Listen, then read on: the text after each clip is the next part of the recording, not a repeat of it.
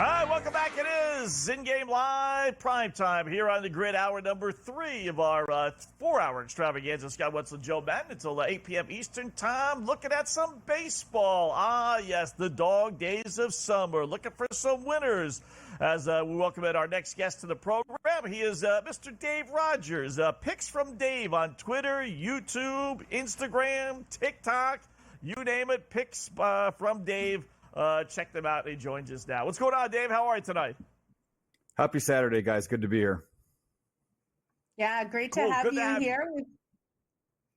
We got lots of action going on right now. Dave, did you see that the Yankees got back-to-back home runs with Aaron Judge and Soto here? That's not surprising. Those are the guys to do it. I did have the Yankees first 5. That was a good bet, I thought, and glad to see that they came through.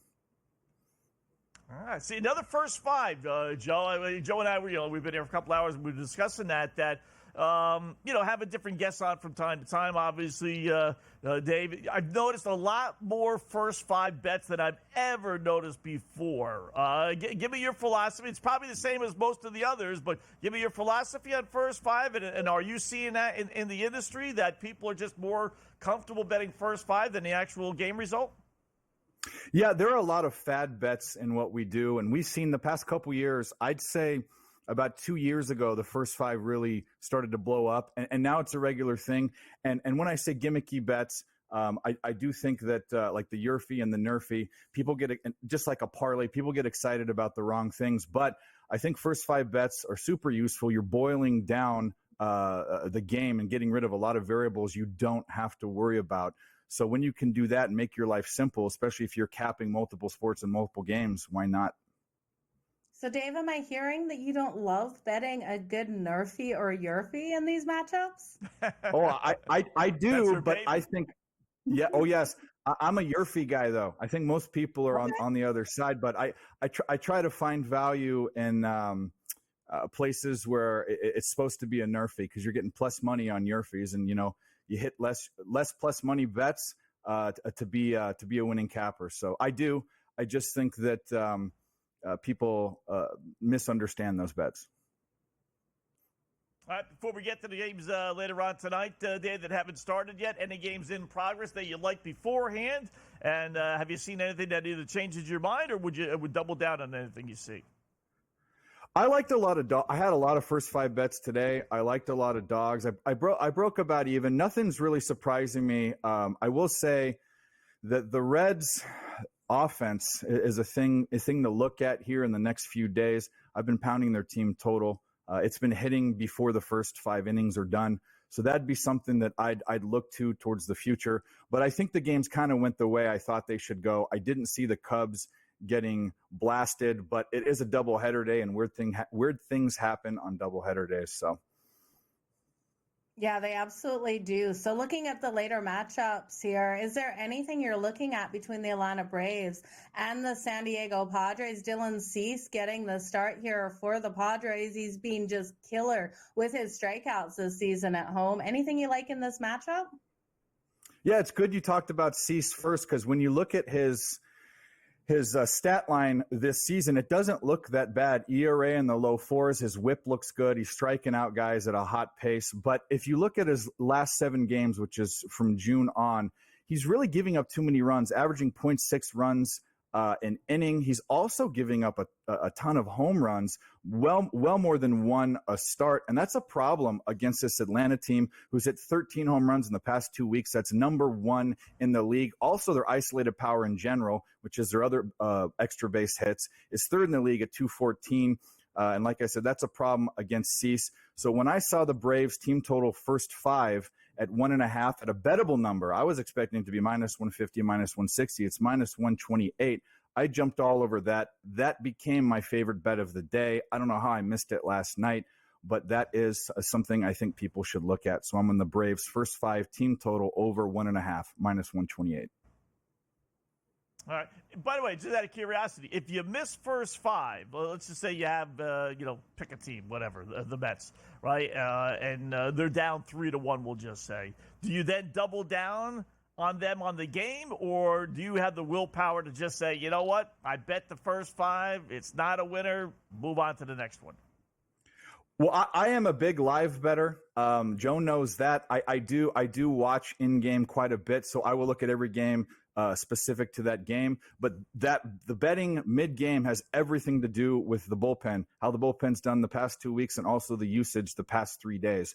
So absolutely, I will double down or switch sides sometimes. I'll abandon my bet and bet double on the other side. It really depends. But looking at first 5s gives you a good framework to do that, to in-game bet. So to answer your question, yes, I definitely move in-game.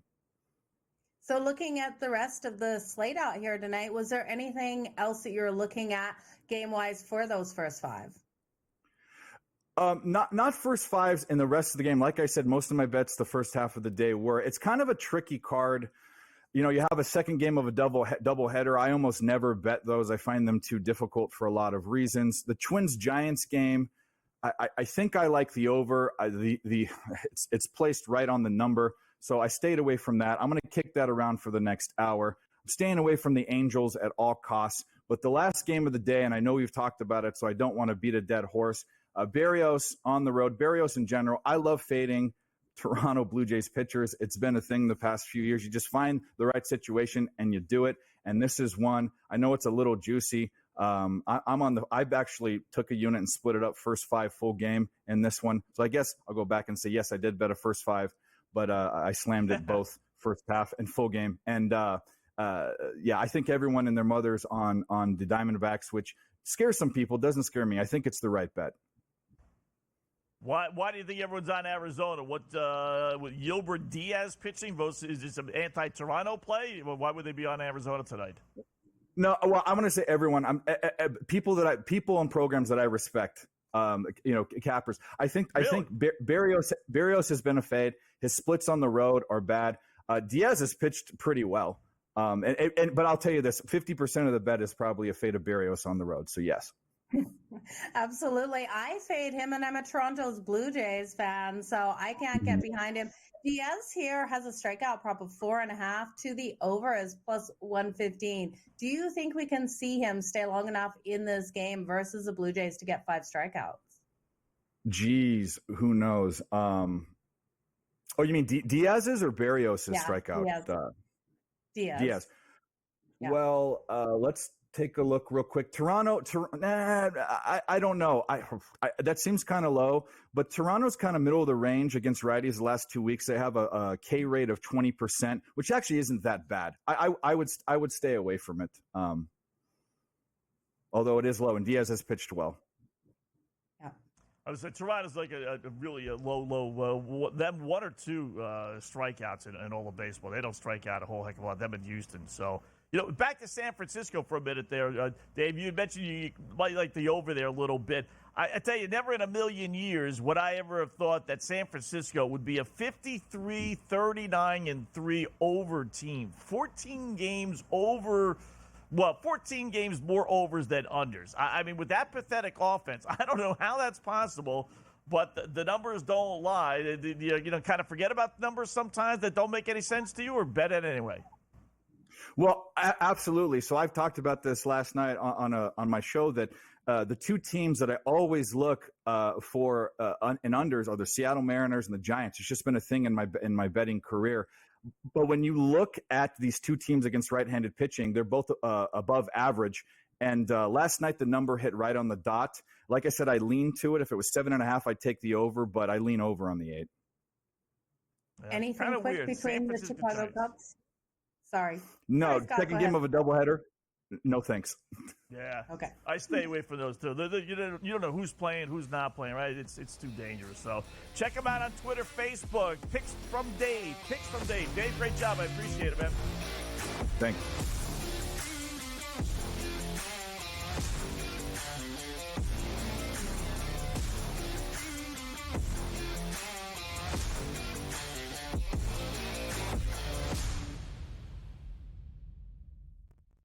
Anyone that's been to a sporting event, the atmosphere before a game, I think Game Time Decisions has that same exact atmosphere.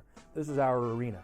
This is what we do. There is going to be an energy to game time decisions that you will feel night in and night out. The excitement you get when you lock your bets in, when you're figuring out what you want to do, we can zone in on the biggest games each night. I want this to be the place that people come to before the games start so they feel as ready as possible to lock in their cards. We are going to hit every single one of those markets that you need to know about. We're going to go through every single thing, and I've got a great team behind me that's going to help me get the job done. There is not going to be a better place, I promise you, than Game Time Decisions to get that new information, react to it, and be able to then bet accordingly. We will have everything at our disposal, and we will use that to our advantage. I'm Kevin Walsh. Tune into Game Time Decisions from 6 to 8 p.m. Eastern on Sports Grid. It is Canada. You know, Canada is one of those teams that's the darling of the tournament right now. They're still 9-1. To win a tournament, or even to advance far into a tournament like this, you need a bit of good fortune.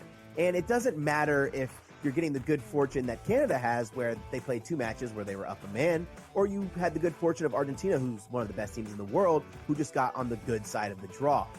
Newswire, only on Sports Grid.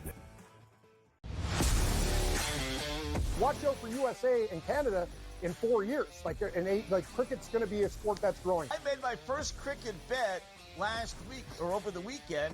I was getting a team that was leading like 150 to 5 plus odds. I'm like, I'm up 150 points and I'm getting plus odds. Where do I sign? I love this cricket stuff. What are you kidding me? In-game live, prime time, only on Sports Grid.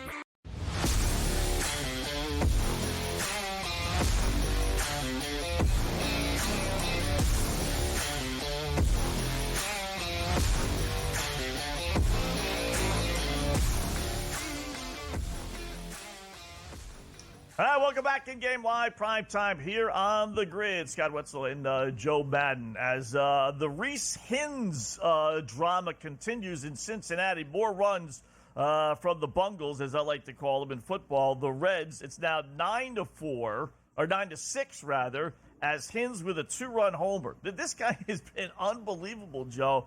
They called him up, about a week and a half or so ago, and he's done nothing but hit home runs and everything else. Last Monday, he was called up.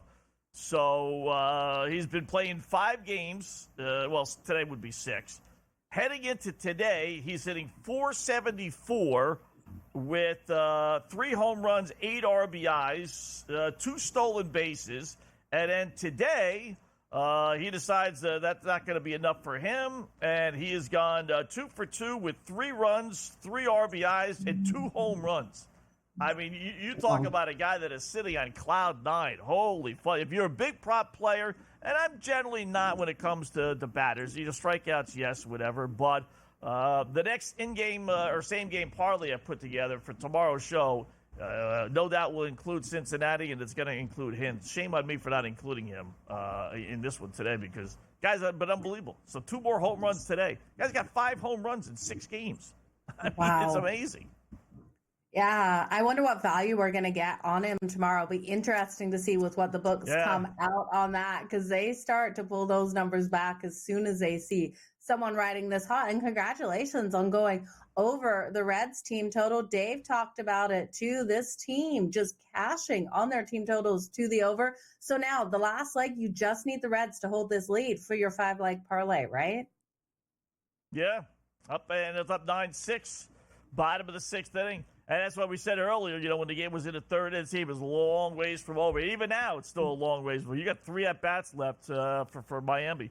But, yes, now I can hedge. So the 6.5, we'll just say, game parlay, everything's in play except Cincinnati winning. They're up. And Miami's now 14-1.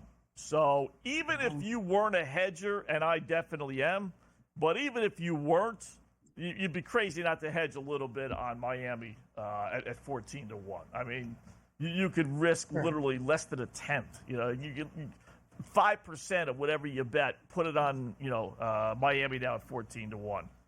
The Reds aren't stopping. Look at this. The Reds aren't stopping. That total 18.5. We're only the bottom of the 6 here, Scott. That's a deal. 18.5 to be over at -120. I'm going to go on the over. You know, it's funny.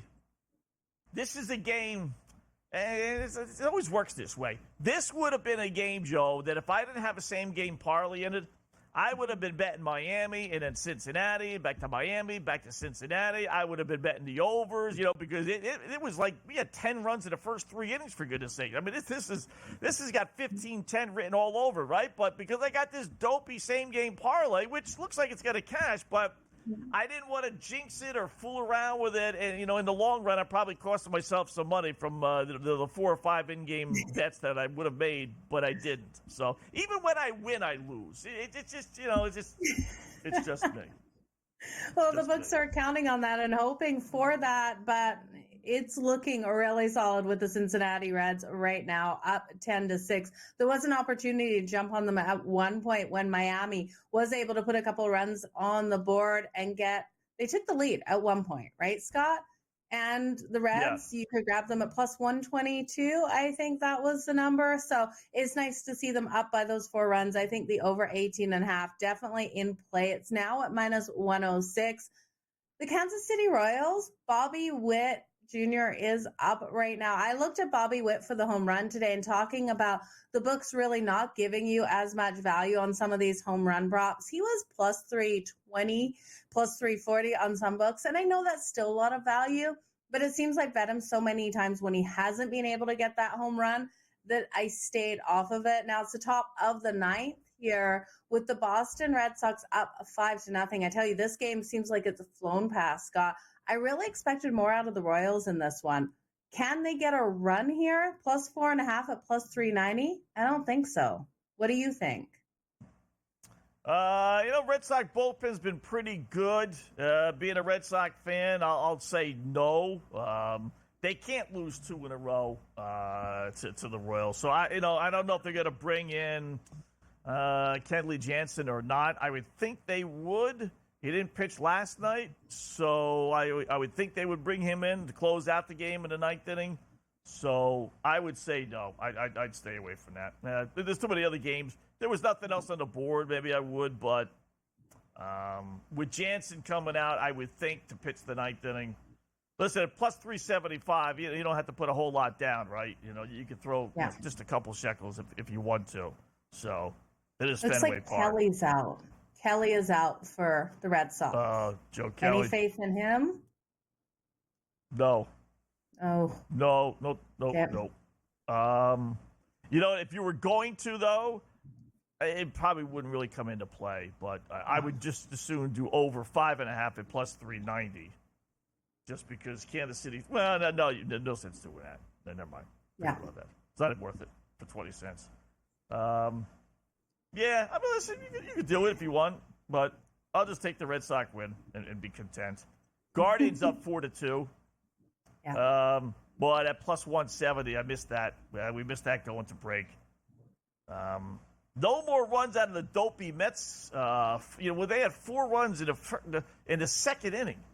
And it's now 4-3 heading to the bottom of the 7th. All of a sudden, that over. Yeah. Right, that Scott? over 4.5. Yeah. I mean, they got to get another run, right? I mean, they do. It's the Colorado Rockies. You got to score They 4 runs in 1 inning? Yeah. We've That seen would be this happen in so many games. Teams come out so explosive in that first inning and then just be absolutely quieted for the rest of the game. And it's so frustrating. And talking about 2 teams that have been quieted, but we have bases loaded here at the top of the 8th, the Texas Rangers versus the Houston Astros. We have the Rangers with bases loaded right now, 2 outs, total 4.5, 1-1 game, Scott. Any lean? No, then not with the bases loaded. Because you're going to pay a premium on taxes, and I got to see what happens. I'd have to see who. Maybe the over, because you could go to extra innings. That's what I'd be.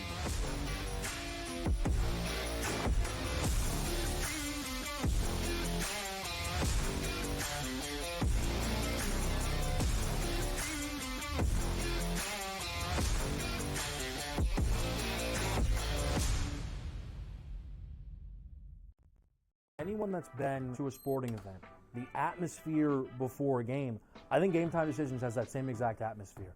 This is our arena. This is what we do. There is going to be an energy to Game Time Decisions that you will feel night in and night out. The excitement you get when you lock your bets in, when you're figuring out what you want to do, we can zone in on the biggest games each night. I want this to be the place that people come to before the game starts so they feel as ready as possible to lock in their cards. We are going to hit every single one of those markets that you need to know about. We're going to go through every single thing, and I've got a great team behind me that's going to help me get the job done. There is not going to be a better place, I promise you, than Game Time Decisions to get that new information, react to it, and be able to then bet accordingly. We will have everything at our disposal, and we will use that to our advantage.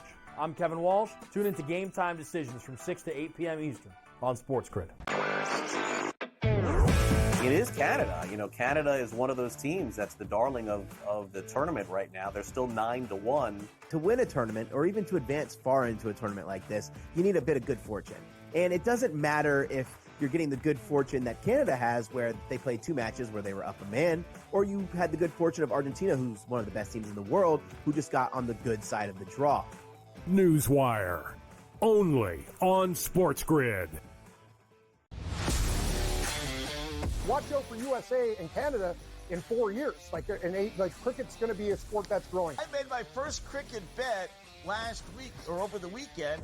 I was getting a team that was leading like 150 to 5 plus odds. I'm like, I'm up 150 points and I'm getting plus odds. Where do I sign? I love this cricket stuff. What are you kidding me? In-game live, prime time, only on Sports Grid.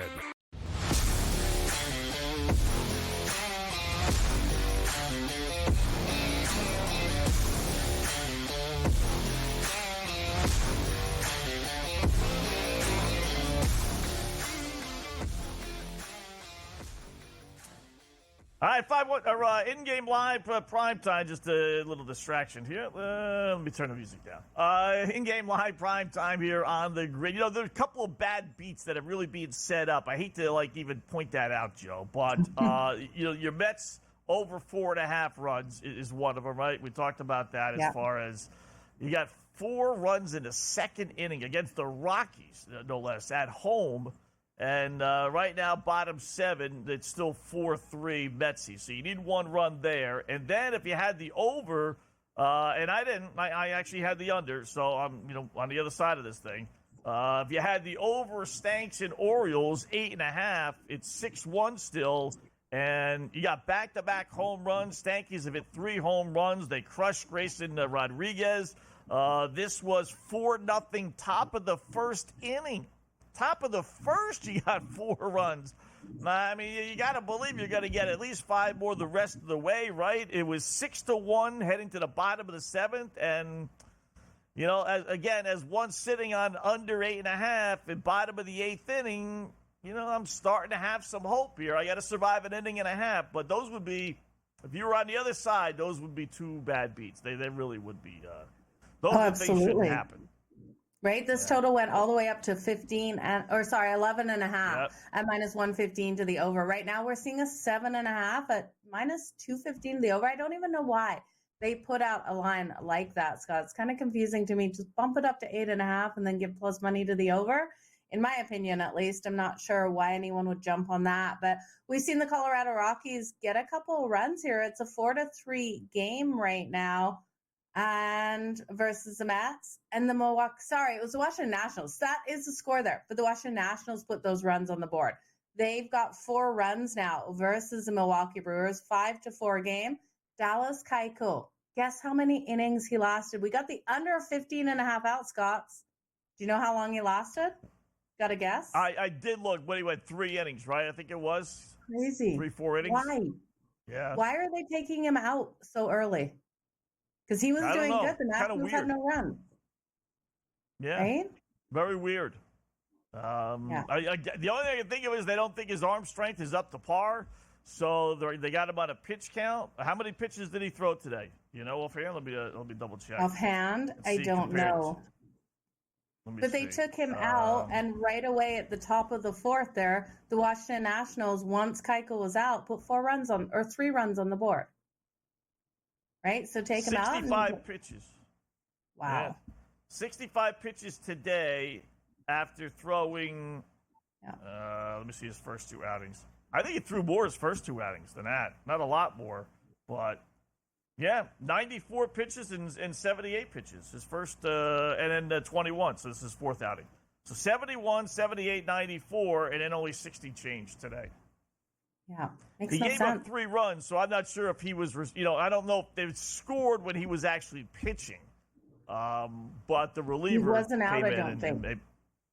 yeah. Yeah, because he only made it 3 innings, and those runs came at the top of the 4th for the Washington So he Nationals. pitched into the 4th, gave up a couple of runs, or gave a couple, base runners. Yeah. And then the relievers came in and gave up the actual runs. I don't like that rule. I really don't. I know that's the only fair way to do it.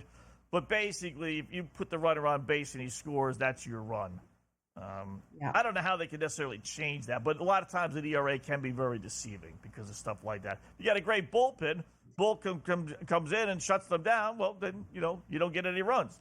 If the bullpen is lousy and gives up the runs, well, then you get screwed. So it's not really – I wish there were 2 ERAs.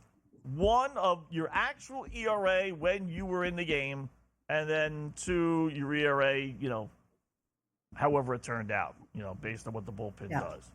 But I'll go to the 4th inning. He must have given up a couple of base runners. But only 68 pitches, 67 pitches, whatever it was. He gave up a couple of hits. Single. Yeah, it was partially his fault. It was.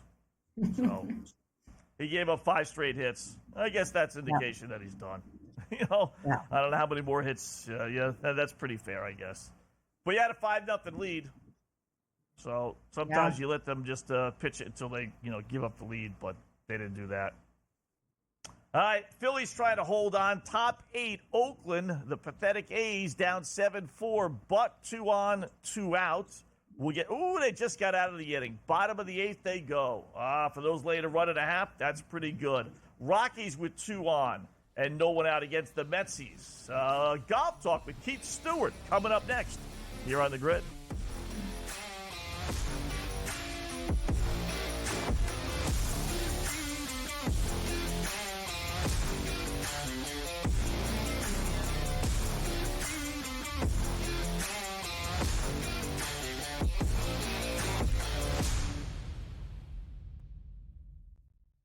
Anyone that's been to a sporting event, the atmosphere before a game, I think Game Time Decisions has that same exact atmosphere.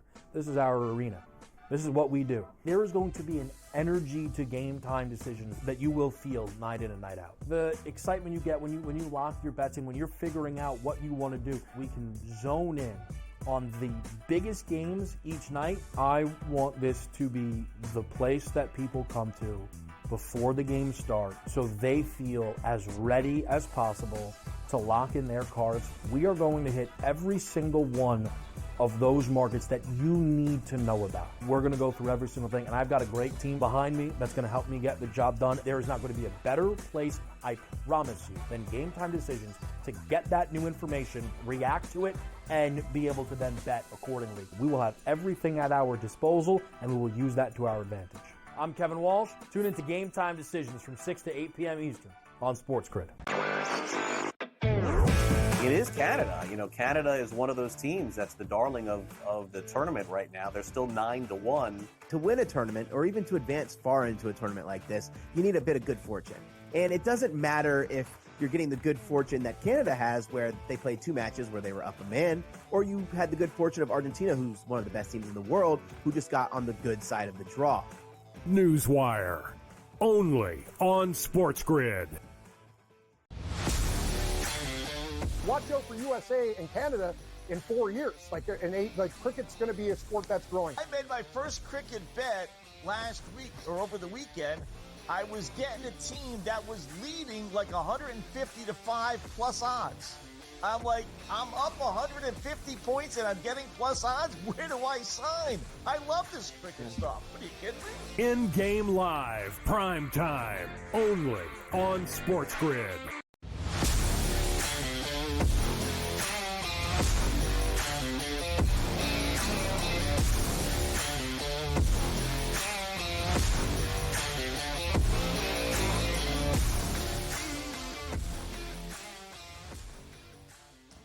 All right, welcome back. It is In-Game Live Prime Time here on the Grid. Scott Wetzel and Joe Madden. It's amazing how things, the dates change, the times change, but the scenarios don't. For those that follow golf, we got our boy Cam Stewart on every Wednesday here on the Grid. He comes on and gives us 4 or 5 golfers, and every Saturday I find myself in a position sitting on his golfers on the leaderboard. 1, 2, 3 shots back. In fact, last week I had 2 guys in the top 4, didn't hedge, and 1 zilch. So let's talk a little golf because we are in that same boat. Here we are again. Thank you, Cam Stewart. He gave us Robert McIntyre, who at 50-1 is 2 shots back. So let's see if we should hedge this week as we bring in Cam Stewart, founder of ReadTheLine.com. Big golfing guy, ReadTheLine.com. Keith, Scott Wetzel, Joe Madden, how are you today? I'm doing fantastic. We've got Ludwig Aubert at the top of the board. He's got a 2-shot lead, much like last week when we had Davis Thompson with a 2-shot lead. So I feel good about things, and set your alarms. They're going to be up early in Scotland tomorrow. Now, do you hedge when you're betting golf, or do you just let it ride? It depends on the situation. I am not much of a hedger by personality, Joe. So overall, I don't hedge very often. Now, if I get into a playoff, then I will definitely hedge because now, maybe 1 or 2 or 3 guys, and I will hedge then. But tomorrow, I will let it ride. I've got Ludwig pre-tournament at 16, and I've got Sung J M, who's in 4th, pre-tournament at 45. So I'm going to let that play out. There are also 2 guys today that played kind of average when you consider the field really came after Ludwig, and a bunch of guys really jumped up at that leaderboard. Robert McIntyre, who you mentioned being one of them, who shot 63. So it's tough to do that 2 days in a row, and I like where we're positioned going into tomorrow. So I'm not much of a hedger. All right, let me get into my situation. Let me be selfish here for a minute. Would you hedge 50-1 ticket? I do have McIntyre. They're offering me about 8-1 on my return. He's heading into tomorrow's round 2 shots back in 2nd place. Would you take it or let it ride? Again, on moving day, he shot the low round of the day, 63. So to back that up with another 63 tomorrow, especially at home and the history that he had last year with Rory, I think there's going to be a lot of crowd momentum on him, maybe a little extra pressure. And with the Open Championship just starting next week, I would probably get out of that because right now we're looking at Oberg, who, 64, 64, 65. I mean, Ludwig didn't play well today, and he shot 5 under, and he's got a 2-shot lead. So if he just trips around 4 under tomorrow, that means McIntyre's got to shoot 6, just to tie him. And I don't like those chances necessarily. So looking at Ludwig right now, he's coming in at minus 140. Is that enough value for you if you didn't have a bet in this one to come out and put some money on him? Probably not, because he has to play so many different people. I would go to the head-to-head market. I would take some of those, and I would definitely try the placement market as well. I mean, you can get Rory right now at pretty much even money for a top 5, of which he's, 1 stroke back of that. And then you've got, Tommy Fleetwood just outside of a top 10. He's at plus 160. I mean, I would go for something like that much more so than just trying to pick the winner and to pay money in order to do that, for sure. Impressed with what Rory's done this week, considering, he's been AWOL for the last month or so, 3 weeks anyway? I have been impressed with Rory, and I think his best golf is yet to come. I am not a big Rory fan personally, but I think he's going to be a major player when it comes to Troon. I just put together the golf rankings for Golf Digest for the entire field for the 156 plus that are going to compete there at Royal Troon come next Thursday through Sunday. And I'm not going to give it away, but Rory is up very, very near the top. I think that he is definitely a very solid bet next week. I mean, you got to go back. Rory's always been a good comeback guy, right? In 2011, when he had that disastrous collapse at the final round of the Masters and he shot 80, he came back and he won the U.S. Open at Congressional by 8 shots. And then how about 2 years ago at the Open Championship at St. Andrews, he lost to Cam Smith in the final 9, and then he came back a month later and he won the FedEx Cup. I mean, Rory has been extremely resilient in his career, and I'm not surprised at all that after a little bit of a reset and a month off since the U.S. Open that he's rested, ready, healthy, and ready to go for Troon. I think he'll play a major factor next week, so I'm not surprised. And I do think his best round of the week is coming tomorrow as well. Okay, I'd love to hear that. What are you looking at? If you're looking at the leaderboard right now, is there anyone that really surprises you or shocks you where they're sitting? Definitely Sahith Theegala. He has not had a great record over there across the pond, and that's somebody that, although his ball striking has been vastly improved this year, especially in the signature events, his short game and his putting has kind of let him down, which was the hallmark of his career when he was at Pepperdine and he won College Player of the Year. So it's been interesting. As much focus as he's had on his ball striking, the short game hasn't been great. It's been a little mediocre. So I'm a little surprised that he's popped up that leaderboard. I definitely faded him coming into this tournament, and I don't know how big of a fan I would be of his going into next week. But now seeing this, it's definitely a surprise to me, Joe. There's no doubt about that. Is there anybody, kind of a similar question, Keith, but is there anyone that has done anything this week so far that changes your betting prognosis for next week? I would say only things wrong, Scott, whether it be Jordan Spieth or Max Homa. I would say, at this point, if a guy played average like a Victor Hovland, that's not going to get me off of him, let's say, next week in head-to-head matchups or placements. I don't know that he would be a great outright pick, but, Victor's had an incredible Open record to date so far. And, he's had 3 starts, 3 made cuts, all in the top 13 for finishes. So I don't think that, if he was a little bit mediocre this week, I'm not necessarily off of him. Wyndham Clark was another guy that was trending back through the Travelers that I was excited to see how he would play this week. Is his iron game coming back? And even though he's only been kind of okay for Wyndham Clark standards, I'm still not thrown off of that. The guys that really get me, have given me pause recently, continue to give me pause, whether that's Will Zalatoris or Max Homa or Jordan Spieth or Justin Thomas. I mean, those names, people just can't give them up. It's unbelievable to me sometimes. I mean, you just got to let it go. You just got to let it go. And you got to get on some of these newer names. I mean, how people aren't getting more on, like a Bobby McIntyre, or look at what Adam Scott has done. He has had an incredible Open Championship record. So there's a guy that maybe climbed up the leaderboard that says, you know what, that's caught more of my attention than maybe he should have. Maybe now that's somebody for Troon that I will start to deal or dive a little deeper with on Monday, Tuesday, Wednesday this week. But for the most part, everyone's pretty much been exactly what I thought they would be at this point because we're pretty deep into the season. So, Keith, looking ahead to next week, is there anything you can tell us about this course and who it really gives an advantage to?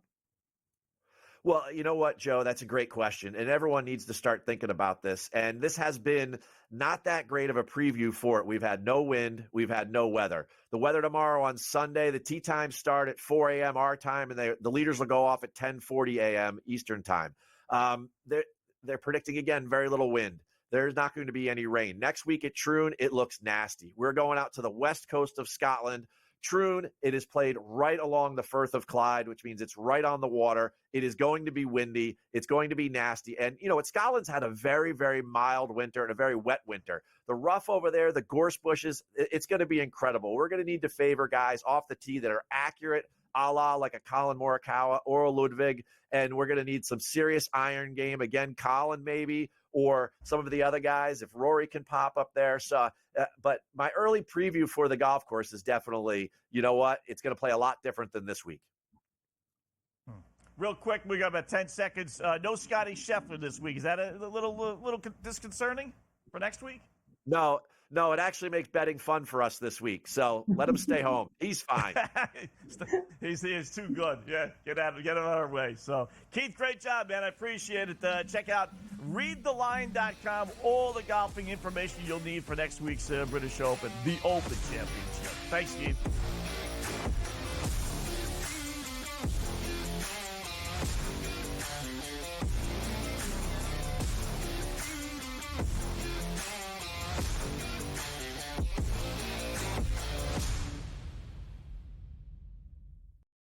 anyone that's been to a sporting event, the atmosphere before a game, I think Game Time Decisions has that same exact atmosphere. This is our arena. This is what we do. There is going to be an energy to Game Time Decisions that you will feel night in and night out. The excitement you get when you lock your bets in, when you're figuring out what you want to do, we can zone in on the biggest games each night. I want this to be the place that people come to before the games start so they feel as ready as possible to lock in their cards. We are going to hit every single one of those markets that you need to know about. We're going to go through every single thing, and I've got a great team behind me that's going to help me get the job done. There is not going to be a better place, I promise you, than Game Time Decisions to get that new information, react to it, and be able to then bet accordingly. We will have everything at our disposal, and we will use that to our advantage. I'm Kevin Walsh. Tune into Game Time Decisions from 6 to 8 p.m. Eastern on Sports Grid. It is Canada. Canada is one of those teams that's the darling of the tournament right now. They're still 9-1. To win a tournament, or even to advance far into a tournament like this, you need a bit of good fortune. And it doesn't matter if you're getting the good fortune that Canada has, where they played 2 matches where they were up a man, or you had the good fortune of Argentina, who's one of the best teams in the world, who just got on the good side of the draw. Newswire, only on Sports Grid. Watch out for USA and Canada in 4 years.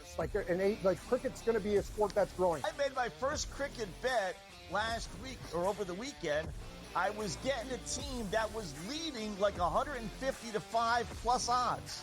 I'm like, I'm up 150 points and I'm getting plus odds. Where do I sign? I love this cricket stuff. What are you kidding me? In-game live, prime time, only on Sports Grid.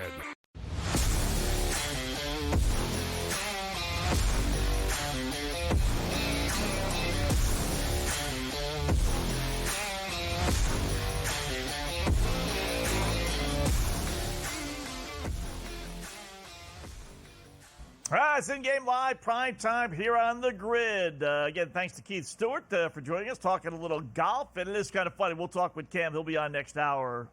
He's been real close to giving me a bullseye. I don't know if I'm going to cash out or not. 50-1 versus 8-1. It's tough to settle for 8-1. Got to go for the glory. One of these weeks, I'll cash out. Do have some finals, though. Joe filing in. First off, earlier today, I forgot to bring this up, but the Tigers did rally and win that game against the Dodgers. Wow, they scored 5 runs, most, not all, but most with 2 out in the bottom of the ninth to tie the game at 9. They scored 2 runs, a walk-off 2-run homer, Gio Urshela, the former Stanky, and the Tigers win 11-9. Oof. That's your classic. They were 50-1. I was looking online. They were saying at one point in the bottom of the ninth inning, you could have grabbed the Tigers at 50-1. So crazy. Yeah.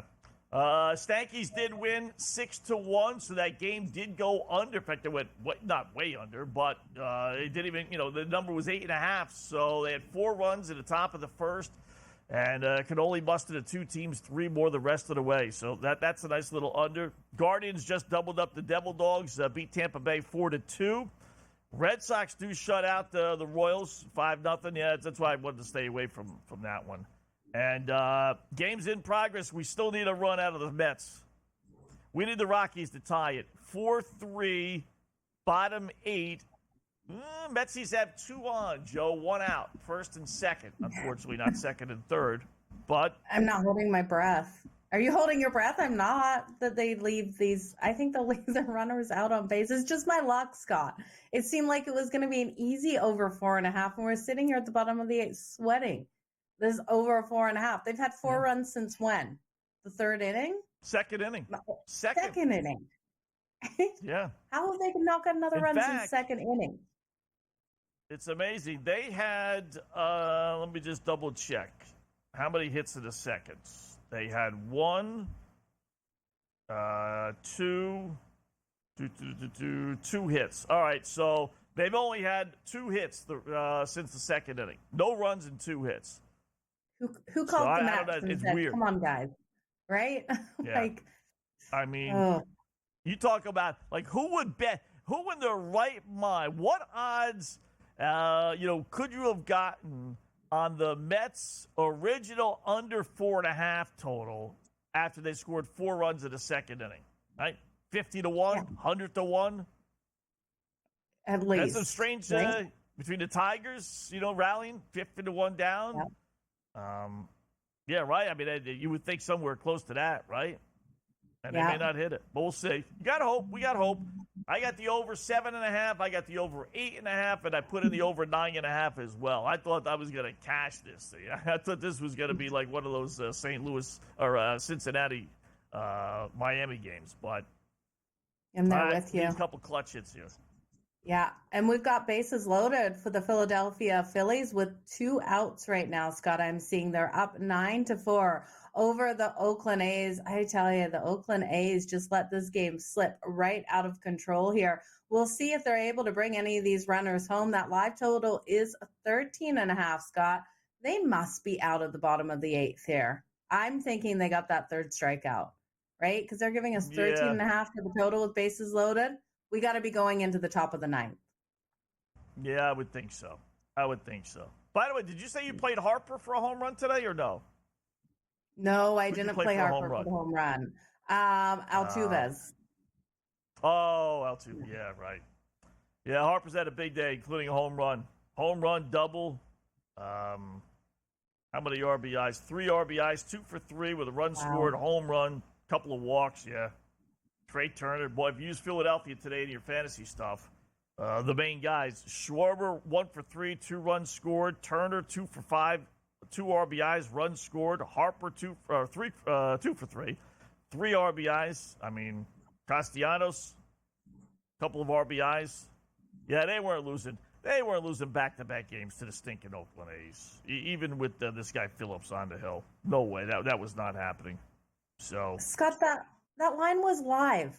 That was the right number. We're still at the bottom of the 8th. The Phillies put another run on the board. They were giving us 13.5 with 13 runs. It's now 11-4 game here for the Phillies. I can't believe that was the right number.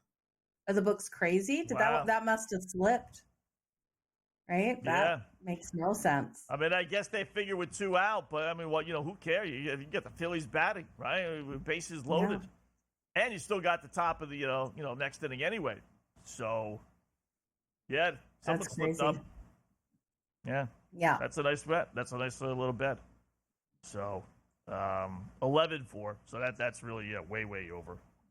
1-1, top of the 10th we go. Houston and Texas. Yes, we're sitting on the over 4.5. Now we need 3 runs, but at least we got it 2 extra innings. With this game, which is what I was hoping for. So, Astros have been playing real good ball. Well, they got 9 straight home wins, 16-4 their last 20. I do like betting on the road teams in these situations, but I'm gonna put let's put the black cloud on the Astros. Why not? I feel lucky today. Give me Houston minus the 122. I like their bullpen a little bit better than the Texas Rangers. And I'm hoping Texas doesn't score, and then the Astros will bunt the runner over to third and score on a sac fly or a ground out or something. So I'll take the Astros at home minus the 122. Why not? Yeah, I like that bet. Right. I really do. It's too bad they're not giving us a total still in this one, Scott. I know you got it at 4.5. I jumped on it at 5.5 to the over. So I need a couple more runs than you in this one, but I can still see them coming in this. So top of the 10th right now. We'll see what happens. Scott out here pitching for the Houston Astros. I give them the edge, minus 122 as well. I don't know what happened, Joe, but something bad happened in the Mets game. Ugh. What? Because the little diamond is showing Mets runners on second and third, 1 out, yet the total is 7.5 in a 4-3 game. And they're giving us plus odds on the over, which they're means not messing up twice. there's no way it's second and third, 1 out. Oh, I bet they hit it to a double play somehow. Oh.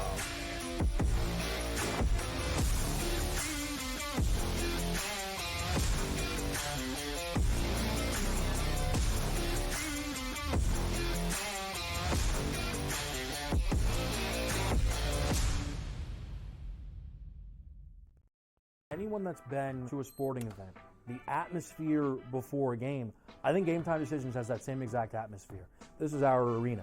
This is what we do. There is going to be an energy to Game Time Decisions that you will feel night in and night out. The excitement you get when you lock your bets in, when you're figuring out what you want to do, we can zone in on the biggest games each night. I want this to be the place that people come to before the games start so they feel as ready as possible to lock in their cards. We are going to hit every single one of those markets that you need to know about. We're going to go through every single thing, and I've got a great team behind me that's going to help me get the job done. There is not going to be a better place, I promise you, than Game Time Decisions to get that new information, react to it, and be able to then bet accordingly. We will have everything at our disposal, and we will use that to our advantage. I'm Kevin Walsh. Tune into Game Time Decisions from 6 to 8 p.m. Eastern on Sports Grid. It is Canada. Canada is one of those teams that's the darling of the tournament right now. They're still 9-1. To win a tournament, or even to advance far into a tournament like this, you need a bit of good fortune. And it doesn't matter if you're getting the good fortune that Canada has, where they played 2 matches where they were up a man, or you had the good fortune of Argentina, who's one of the best teams in the world, who just got on the good side of the draw. Newswire, only on Sports Grid. Watch out for USA and Canada in 4 years. Cricket's going to be a sport that's growing. I made my first cricket bet last week or over the weekend. I was getting a team that was leading like 150 to 5 plus odds. I'm like, I'm up 150 points and I'm getting plus odds? Where do I sign? I love this cricket stuff. What are you kidding me? In-game live, prime time, only on Sports Grid.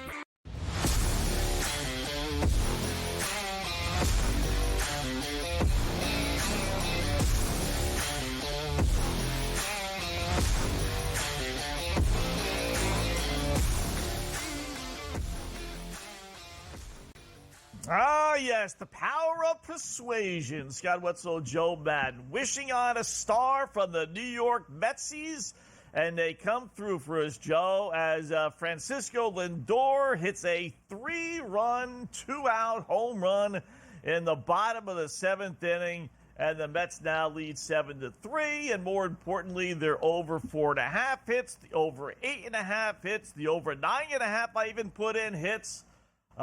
Yes, love these New York Mets. How about that? 7-3, still batting bottom of the 8th inning, and they put another runner on base. How about that? Giving you 10.5 plus 162. If you think they can tack on another run. You know what? That's actually not a bad bet. With that Mets bullpen, they're not gonna, Rockies aren't going to go down quietly. You watch at the top of the 9th inning. So, because Diaz is not available. I wouldn't think. He threw about 25 pitches last night. So I had a feeling it's going to be Ottavino or somebody else. So you definitely got a fighting chance with the Rockies. But congratulations. You got your over 4.5, right? And that was the most stressful. Difficult. Right? It was such a stressful over 4.5. I didn't think we were going to cash it. So I can't go back in on this game out of principle. This game has already given me all the stress I can handle talking these 2 teams tonight, Scott. But you're right. I wouldn't be shocked if this does go over the 10.5 at plus 178. You're getting the value there. I just can't put my money on it. It's way too much stress for this one here. But 2 outs, bottom of the 8th, 1 on base. I don't know. That might not be done in this inning here.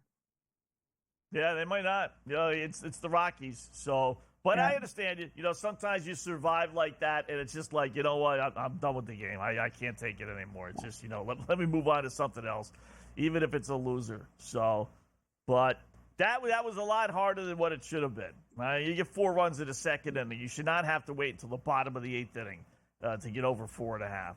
So no, I thought we were going to cash that before the bottom of the 5th. Like I thought that was going to be a first 5 cash on their team total. Didn't think that was going to have to wait the full game there. Nationals have just taken a 6-5 lead over the Milwaukee Brewers. How about that? I told you, play a little hunch. Washington plus, what was it, 290 or so? I think it was 270, 290, something like that. I put it in for a couple of shekels just to say I have it. So If you did that, now I hedge the other way, and now you go back on Milwaukee, which is plus 380. So heading top of the ninth inning. So you're going to get one at bat, but it's the Nationals bullpen. So I always hedge. So you want to give me plus 370 now? Yeah. Let it get to the bottom of the ninth inning. It'll go even higher. Let the Nationals get their final outs in the top of the ninth. But I feel you'll probably go a little bit lower, but that's okay. I'll deal with that. Give me the Brewers plus the 390.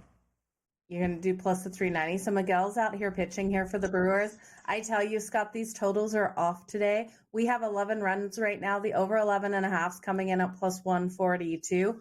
I'm going to hit the over 11.5 at plus 142. We're going to the bottom of the ninth. No matter what in this one, because the Brewers are at home. So, and they're losing right now. So I love the over 11.5 plus 142. I can't believe they're giving us that. That should be a 12.5 in my opinion. Well, you got to get at this point one more run, right? You kind of hope on Milwaukee scoring, but you never know. You could get Washington to score, so you got two dogs in the fight. But I can see that being 11.5. You could. Rangers We've only got scored. one out here.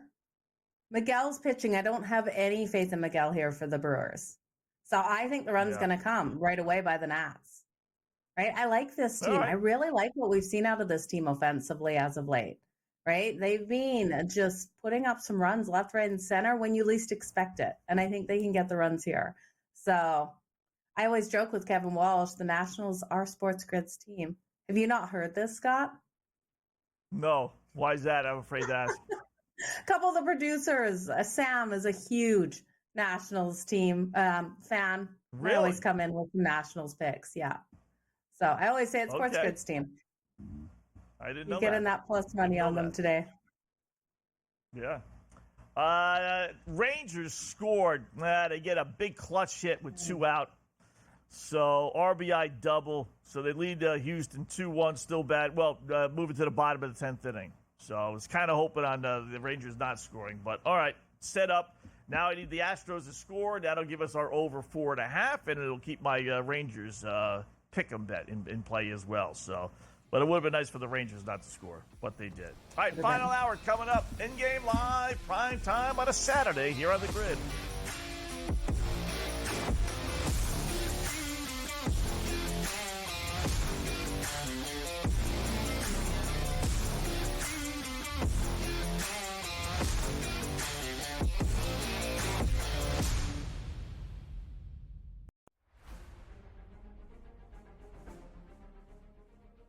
Nashville, help me welcome to the stage the captain of Crushers GC and the 2024 U.S. Open champion, Bryson DeChambeau!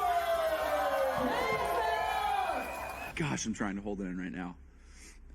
The support's been overwhelming. Tickets for Nashville this week are nearly sold out. We are calling this the Bryson effect. I mean, with how much support we have out here, and it's just the start, that's a testament to what Live Golf is and what the Crushers are doing, what our team's doing, and what we're trying to do for Nashville and places all across the globe. So super excited for the future of Live.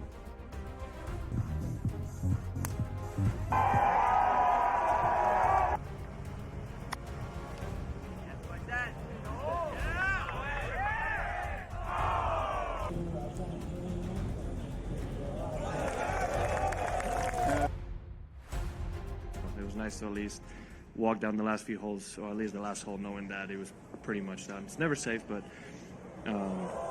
very proud of everybody, and of course Tiro. I mean, what a week to get his first win in a few years and win by 6 in an absolutely dominant performance the way he did. It was absolutely incredible, so I couldn't be happier for him.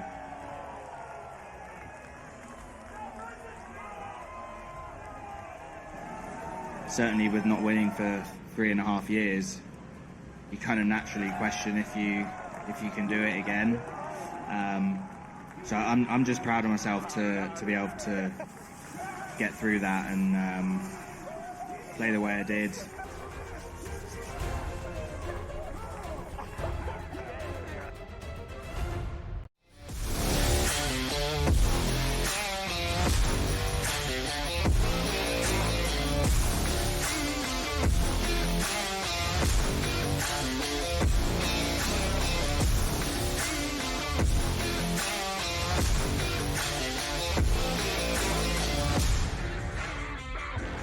And welcome back. It is In-Game Live Prime Time here on the Grid. Final hour on number 4 of our 4-hour extravaganza. Scott Wetzel and Joe Madden until 8 p.m. Eastern Time. We got baseball. We got a little CFL starting this hour. We got some golf to get to with Cam Stewart, who will join us in about 45 minutes as Cam and Mikey Carver take over at the top of the hour. So a lot to get to, including how about a 9-1 bet I want to throw at you real quickly, just because they just locked it. But the Rockies down 7-3. We're getting 3.5 runs at 9-1. I was going to say maybe put a couple shekels on that, but they locked it. So we got a couple of other games though that are going to be starting in about 10-15 minutes or so, including an SGP. So with that, let's bring in Miss Joe Madden, and hopefully she'll provide us with another little same game parlay from earlier today.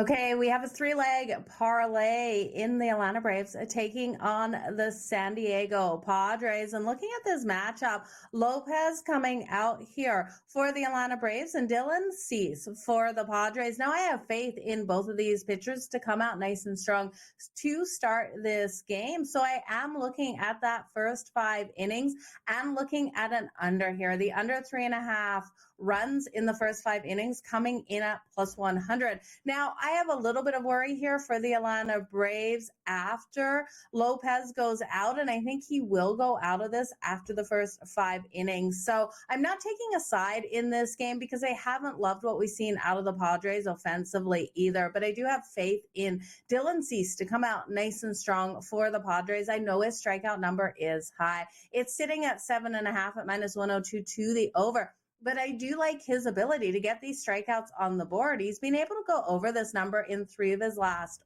4. The only game that he didn't go over this number was versus the Rangers, and he only went 3.2 innings in that matchup. I'm expecting him to go deep into this game, be able to go over the 7.5 strikeout. So that is the second leg of this parlay. The first leg being the under 3.5 runs in the first 5. And because I'm looking at both of these pitchers to come out nice and strong, be strong during those first 5 innings, I'm also looking for the NRFI. The no runs in the first inning coming in at minus 146. When you parlay all 3 of these legs together, that is coming in at plus 321. Scott, what do you think? All right, not bad. I like that. I could, tail you on that, if you will, because I will, because you always do a good job. So why not? Dylan Cease, he's a big strikeout guy, so he should get his strikeouts. I probably would have thrown in a team in there just to bump it up a little more, whether it's the home team or the road team. But there's nothing wrong with a 3.5 to 1 ticket being paid. So yeah, it's a little scary. But it really is, because look at the pitching matchup. They're strong, right? Both of these pitchers can come out nice and strong. My worry here with the Braves is I don't know how long Lopez is going to go. The books aren't thinking he's going to go. Well, they're thinking he's going to go at least 18, I think, because you look at under 17.5, because you look at his outs, it's under 17.5 at minus 164. So that's not bettable for me. But over on FanDuel, we can't alt this number, and they wouldn't allow me to put the under 17.5 within the parlay either, Scott. My gut says the Padres have a little bit of an edge because of Dylan Cease, because I think he'll go longer in this game. But when I threw it in, it took it from a plus 321 to a plus 480-ish. And I didn't think that was enough value when we have 2 teams that I really do look. They can battle this one out in a lower scoring game. So I like the unders better. All right. Listen. You don't have to convince me because as I joke around with Sherapan here during the week, every time I bet the Braves or bet against the Braves, they go the opposite way. I think I've made probably 15 bets on their games, and I probably won literally one of them. So I'll stay away and just grab the 3 that you have and then take the 3.5 or so, close to 3.5 to 1. So not bad. All right, we got also a little black cloud action tonight.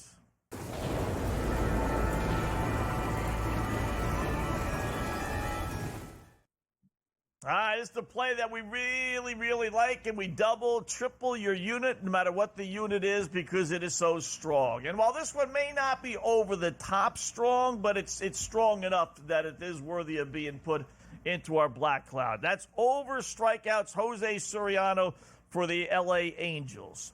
Taking on the Seattle Mariners, who are strikeout machines. It's 5.5, and you're getting, they wrote down 7.5, but it's actually 5.5, and you're getting odds on that. He's had 6 strikeouts or more, about 50% of the time. Nothing crazy, but you got to throw in that Seattle is the number 1 or 2, depending on which category you look at, strikeout team in all of baseball. I mean, between them, Oakland, and the Red Sox, they kind of distance themselves from everybody else. I mean, I religiously go against those 3 teams every single night. And last night, it didn't hit, which is a rarity, but it's the Angels.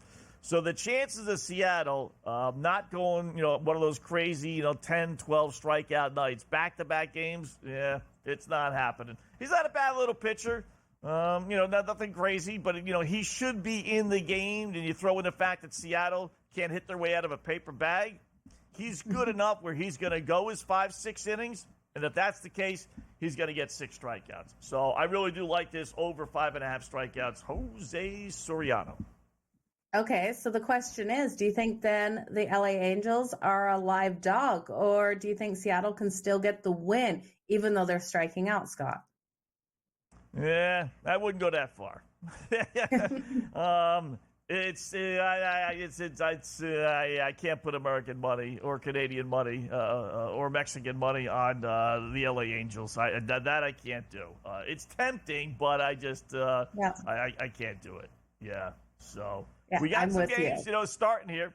So let me, I'll run them down here, Joe. We'll start with the first game on the board, Atlanta and San Diego. Kind of got your thoughts on it, but just, for our purposes here. We got Ronaldo Lopez on the hill for the Braves. He's 7-2. Going to be 7-8 Dylan Cease for the Padres. A pretty good pitching matchup. Both teams right around 500. Atlanta on the road, San Diego at home. I will say that. Atlanta 11-5, and Lopez's 16 starts this year.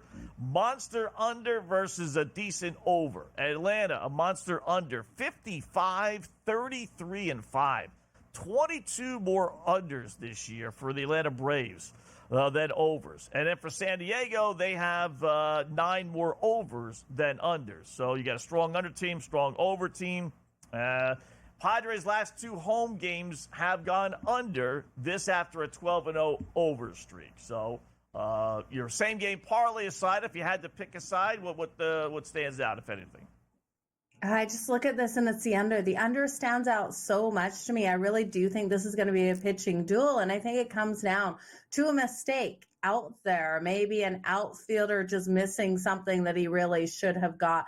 Somehow one of these teams wins by mistake, in my opinion, Scott. I don't think this is going to be just one team outplays the other out there. So I can't pick a side. I'm just going to take the under 7.5 as I think the best single play of this game. All right, I like that too. Same thing I told you before. I can't pick Braves, winners or losers. So give me the under. If I'm going to go under or over, I'll take the under. As that 12-0 over streak is definitely done. So next one up, Minnesota at San Francisco, Joe. 3-1 Simeon Woods Richardson versus 1-0 Hayden Birdsong. We got the strong San Francisco over 53-39-3. Minnesota losing 6-0 after the last 6 losses. My struggle here is how long we will see Birdsong come out, because I look at the Giants and I don't know how tired their bullpen is going to be in this one. So while I want to find a way to play the Giants, I just don't trust Birdsong enough to be able to grab them here, even though they are at home and we're getting them as a short dog. I'm leaning on the Twins to be able to get things done with Wood Richardson getting the start here. Scott, what about yourself? All right, I'll tell you what I think in a couple more games when we come back in Game Live. Prime time on the grid.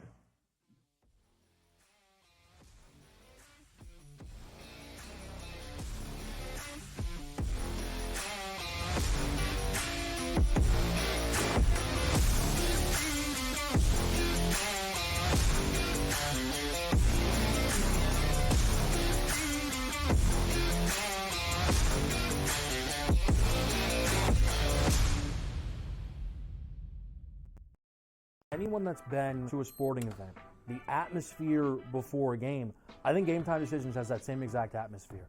This is our arena. This is what we do. There is going to be an energy to Game Time Decisions that you will feel night in and night out. The excitement you get when you lock your bets in, when you're figuring out what you want to do, we can zone in on the biggest games each night. I want this to be the place that people come to before the games start so they feel as ready as possible to lock in their cards. We are going to hit every single one of those markets that you need to know about. We're going to go through every single thing, and I've got a great team behind me that's going to help me get the job done. There is not going to be a better place, I promise you, than Game Time Decisions to get that new information, react to it, and be able to then bet accordingly. We will have everything at our disposal, and we will use that to our advantage. I'm Kevin Walsh. Tune into Game Time Decisions from 6 to 8 p.m. Eastern on Sports Grid. It is Canada. Canada is one of those teams that's the darling of the tournament right now. They're still 9-1. To win a tournament, or even to advance far into a tournament like this, you need a bit of good fortune. And it doesn't matter if you're getting the good fortune that Canada has, where they played 2 matches where they were up a man, or you had the good fortune of Argentina, who's one of the best teams in the world, who just got on the good side of the draw. Newswire, only on Sports Grid. Watch out for USA and Canada in 4 years. Cricket's going to be a sport that's growing. I made my first cricket bet last week or over the weekend. I was getting a team that was leading like 150 to 5 plus odds. I'm like, I'm up 150 points and I'm getting plus odds. Where do I sign? I love this cricket stuff. What are you kidding me? In-game live, prime time, only on Sports Grid.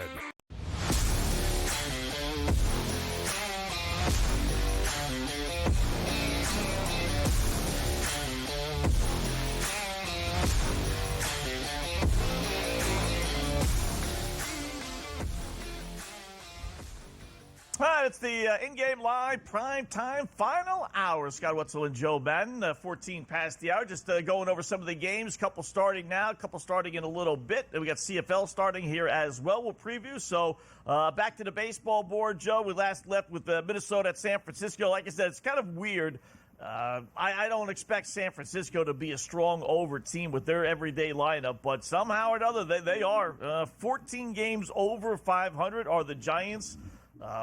Minnesota is 2 games over, so they're basically even, but that over 8 kind of stands out. I do like Minnesota today. The fact that they lost last game, 6-0, as we saw on the screen there before, after their last 6 starts, they're playing really good baseball. They play well with Wood Richardson on the hill, 11-4 in his starts this year. So I'll go with Minnesota. Basically even odds with that one. Got Game 2, Cubs and Cardinals. I really don't like betting, as one of our guests, I forget which one said this. I'm in the same boat. It's kind of weird. You got to really figure out who's playing. Because, a lot of guys don't play both ends of a doubleheader. Catchers definitely don't, so you generally get the backup catcher in there. Bullpens, you don't know who can be used in games 1 and 2. There's a lot of variables, but it's there. So 4-3, Javier Assad pitching for the Cubbies, who got crushed in game 1. 7-3, Kyle Gibson for the Cardinals. Cubs 9 games under 500. Check that, 8 games under 500 on the road. 21-29 now after the first game loss. I will say Cubs 9-1-1 under their last 11 games with Assad pitching against winning teams. So maybe under Cubs Cardinals in this one if you had to play something? Maybe, but I don't know. I was kind of looking at that yes runs first inning here for these teams to come out strong at the top of the lineups and get a run on the board in that first inning. Is coming in at plus 102. I was actually expecting us to have to lay a bit of juice. So maybe the books are thinking the same as you. Both of these pitchers can come out solid and keep this one to the under. The no runs in the first inning coming in at minus 130. My gut's telling me we're going to get a run at the top of the first, though, Scott. I'm going to play the over at plus 102, and that's all I'm going to touch in this one. I don't love playing the second game unless I really have a good feeling about the pitchers coming out. And in this matchup, I don't love it. And that guest was Dave Rogers when he came out with us. Right. Dave said that. So, yeah, I agree with him. All right, Seattle, LA Angels. Seattle road favorite, minus 144. Over under is 7.5. You got George Kirby on the hill, decent pitcher for Seattle, 7-6. As we talked earlier, Jose Soriano pitching for the Angels. Angels have lost 9 of their last 11. They are scuffling. They're just not a good team. So I won't even say they're playing bad because that's the understatement. We got Seattle 49, 41-6 under this season. Angels 3 games more overs than unders, but nothing crazy there. Although 6-0-1 over their last 7 home games, and this is a home game. So if I had to, it's not a strong one. I mean, like I said, I like Soriano strikeout one more than anything, but I would take Seattle here. I can't put money on the LA Angels. They're just so horrible. Yeah, I'm with you as well. And I was just looking up a couple different things. George Kirby's recorded outs is coming in at 18.5. That's coming in at plus 144. I do think he can go deep enough into this game to be able to record the win as well. So that's why I'm looking at his outs, because if he goes nice and deep over 18.5 outs at plus 144, is worth it for me. George Kirby is strong, and I really don't trust the bats here of the LA Angels. I also want to look up what their total runs was to see if that had any changes during the day. Now, their runs coming in at 3.5 for the LA Angels. I'm going to take that to the under. You're going to have to lay the juice there at minus 130 for the LA Angels, under 3.5 runs. But because I do believe in George Kirby and George Kirby going deep in this one, and I don't believe here in the offense of the Angels, I have to take their team total under 3.5 at minus 130 as well, Scott. All right, there you go. We got one more, Toronto and Arizona, or Toronto at Arizona. Line right now has the Blue Jays underdogs. All right, Arizona minus 138. With Jose Berrios on the hill, boy, there's got to be a lot of people that are like thinking that's a pretty good underdog play, right? Berrios versus Diaz, who's no record, 0-0. Toronto 5 games under 500 on the road. Arizona 2 games over 500 at home. Toronto 4-0-1 over, and Berrios his last 5 road starts, so he's not pitched well on the road. And Arizona's had a nice little overrun, 8-1-1. But I don't know. I know. I think it was Dave that was said everyone's on Arizona today because of Diaz pitching. Gilbert Diaz, really? I would take a flyer. I'll bite. I'll take a flyer on Toronto getting odds with this one, Joe. You have so much more faith in my Toronto Blue Jays than I do. This team breaks my heart and breaks my wallet when I seem to bet on them. One thing, Berrios, you look at him, his strikeout number is so low at 4.5 at plus 102 to the over. It seems tempting because I've been on him a lot where he's been able to go over this number. Now, looking at his record on the road, it's really not as bad as his last 3. His last 3 starts, he's a 5.50 ERA. He's gone 2-0 in those starts, so his away record is a 4.55. He's gone 2-5, 57.3 innings pitched, and 48 strikeouts. So when we look at how he's done in some of these games with those strikeouts, the last game out versus the Seattle Mariners, who strike out so much. We know that. He was able to get 10 strikeouts on the board, but then you look at him versus Houston. 1 strikeout. You look at him versus the Yankees, 8 strikeouts, 3 strikeouts versus Cleveland. He's very up and down. So I understand why the books put this at a 4.5. He might not get there in this game. He might not go deep enough. The Diamondbacks might hit off of him really quick. So I want to look at his outs in this one. Scott, 17.5. I'd take that to the under. It's plus 118. I don't think he goes deep enough into this game. All right, that would be through 6. So you don't think he's going to get through 6, huh? All right. I'm going to go with Toronto. I mean, Diaz has pitched 1 time in his career. He pitched well against Atlanta. But, that just gives the Blue Jays just a little bit more of an edge than what maybe the Braves had. So we'll talk about it more when we come back. In-game live, prime time.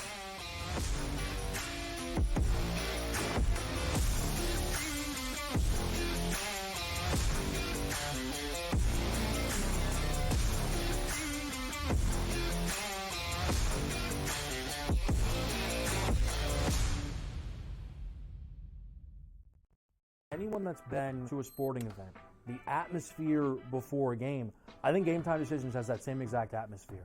This is our arena. This is what we do. There is going to be an energy to game time decisions that you will feel night in and night out. The excitement you get when you lock your bets in, when you're figuring out what you want to do, we can zone in on the biggest games each night. I want this to be the place that people come to before the games start so they feel as ready as possible to lock in their cards. We are going to hit every single one of those markets that you need to know about. We're going to go through every single thing, and I've got a great team behind me that's going to help me get the job done. There is not going to be a better place, I promise you, than Game Time Decisions to get that new information, react to it, and be able to then bet accordingly. We will have everything at our disposal, and we will use that to our advantage. I'm Kevin Walsh. Tune into Game Time Decisions from 6 to 8 p.m. Eastern on Sports Grid. It is Canada. Canada is one of those teams that's the darling of the tournament right now. They're still 9-1. To win a tournament, or even to advance far into a tournament like this, you need a bit of good fortune. And it doesn't matter if you're getting the good fortune that Canada has, where they played 2 matches where they were up a man, or you had the good fortune of Argentina, who's one of the best teams in the world, who just got on the good side of the draw. Newswire, only on Sports Grid. Watch out for USA and Canada in 4 years. Cricket's going to be a sport that's growing. I made my first cricket bet last week or over the weekend. I was getting a team that was leading like 150 to 5 plus odds. I'm like, I'm up 150 points and I'm getting plus odds. Where do I sign? I love this cricket stuff. What are you kidding me? In-game live, prime time, only on Sports Grid.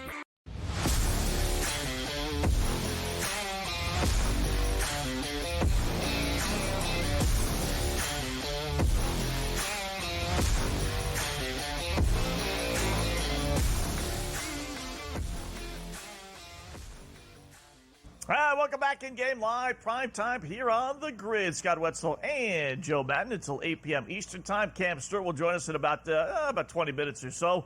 We'll go over some baseball plays from tonight, a little golf review and preview for tomorrow as well. Final round of the Scottish Open, so no doubt have some fun with him. But we're looking at some of the baseball games that are going to be starting here shortly, including Toronto and Arizona. So, yeah, you know what, y'all, I'm going to go. I'm going to go the anti-Diaz route and go under his 4.5 strikeouts. And I'm going to take Toronto. Maybe it's a sucker's bet, but you want to give me plus 115, 120 or so, depending on where you do your shopping. I'll take the Blue Jays to win one on the road against Arizona. And Kiddo's making his second appearance of his career. Right? It makes so much sense, Scott, because you look at this line, and if you really think about it like that, yeah, you've got Barrios coming out here against a pitcher who is making a second start. And yeah, he looked great in his first start, but this is still a Toronto pitcher that we have seen have success over his career. I just can't get there because they're my team. If they're going to hurt my heart, they're not going to hurt my wallet as well. So I'm staying off. I really am. It hurts way too much to back my Toronto Blue Jays with my money as well. I like that. If it's going to hurt my heart, it can't hurt my wallet. Very good. Very good. I think we got some scoring, do we not, in our CFL game tonight? Just underway, not that long ago, first quarter, Saskatchewan and British Columbia. I think the Lions are leading 3-0. Are they not? Or maybe they're down 3-0. They're up 3-0 in this one, and they actually have the ball. They're driving down the field. They're on the Saskatchewan's 54-yard line. So hopefully they're able to convert a touchdown on this one. We're looking for a big day out of the BC Lions. The defense so far has come out solid for Saskatchewan, but I don't know if they're going to be able to keep it up for the full game here, Scott. So live lines, we're looking at a live line of 10.5. As everything gets locked up, it looks like the BC Lions are now 1st and 10 on Saskatchewan 16. So hopefully that was one of those big plays we needed out of the 3+ big plays, Scott. Oh, yeah. That's right. I forgot to put that in. Fudge. Oh, no. By the way, it's something you don't hear too often. A team at the opposing team's 54-yard line, right? But it's a 110-yard CFL field, right? Yeah, it is. It is. So it's a little confusing when you start looking at that. Yeah, the 54-yard line. Right? Yeah. Think about that for a second. I know. You know, chances are pretty good because if they were at the 54, which is a little weird, Yeah. and if they're down to the 16, unless we missed a couple plays, you know, chances are pretty good that's at least a 30-yard pass or a 20-yard run, right? So there's one of your three monster plays. What do they call big play specials? Boy, I can't believe I didn't put that in. I forgot to put it in. I know, big play specials. So the 3+ big plays was coming out at plus 255. And this is the first time I've seen it. I always look at all the odds there. It is on the first page of the CFL under, what is that first page called? Like when you click to more wagers there, Scott, you're able to get that on that first tab, popular bets, I think, over on FanDuel. I've always looked at those. This is the very first time seeing it, and it really gives me hope for the NFL that we can get these big play bets. If the books start losing money on them, though, I don't think they'll carry them over to the NFL. But if they're kind of breaking even, it's going to be a fun way to bet out there for sure, because the big play, you're not relying on one receiver to go over his receiving yards. You're not relying on a running back to have a big day. You're relying on the team as a whole for some of their players to have those big moments in the game. I love it. I'm so excited to see how it works out in the CFL and hopefully carry it over. Yeah, you know, it's really, especially if they keep the numbers as low, like you said, 3 was plus 250. 4 was what, a 6-1 or something good, like 5-1. I mean, I'm going to have to go back and see, you know, I'll pick a casual average team and go over their totals as far as at least their wide receivers. They list generally their longest reception, running backs, longest run, and figure out if there's, you know, enough guys with over 20 rushing yards and over 30 receiving yards. Well, for longest, that, you know, that obviously that would have happened. I'm curious to see how many times that would happen in the average game. So maybe we'll do that next break. But I'm thinking it's got to happen at least 3 times. If that's going to be the number, you know, right? I mean, I know there's a lot of cover 2 schemes and everything and throwing the ball underneath, but you get the Justin Jeffersons of the world, right? I mean, they have to have a couple of games. Yeah. So. Weak secondary, and then a defense that can't protect against the run. The Chargers. Yeah. Bet against the Chargers against the run. There you go. How about that?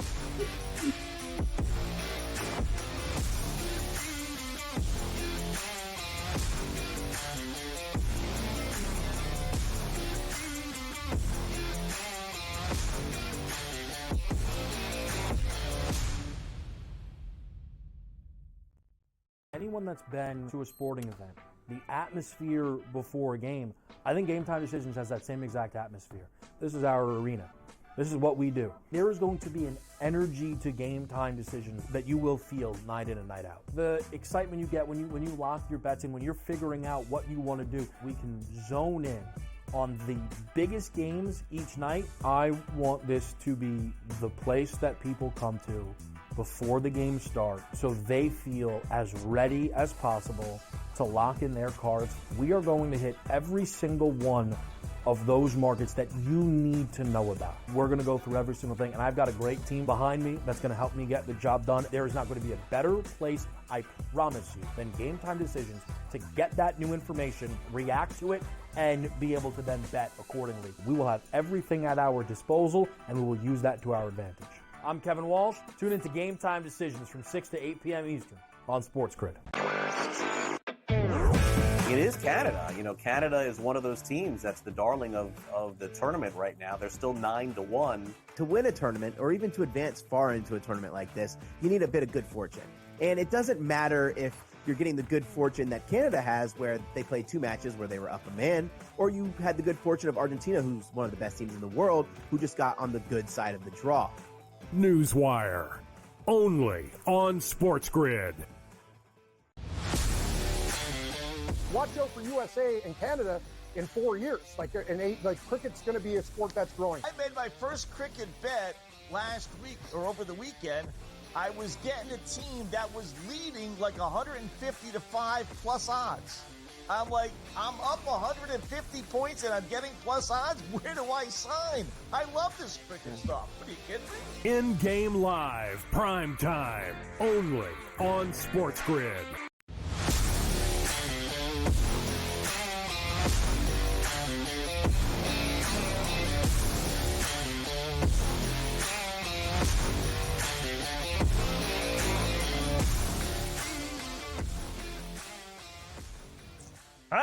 back in game live, prime time here on the grid. Talk a little NFL/CFL with a new bet that Joe found. Big plays that they have for the CFL. So we were curious to see if they were going to have it for the NFL, and that obviously we won't know for a couple of weeks, but or a couple of months actually. But just out of curiosity, Joe. So I took my favorite team, the Dolphins.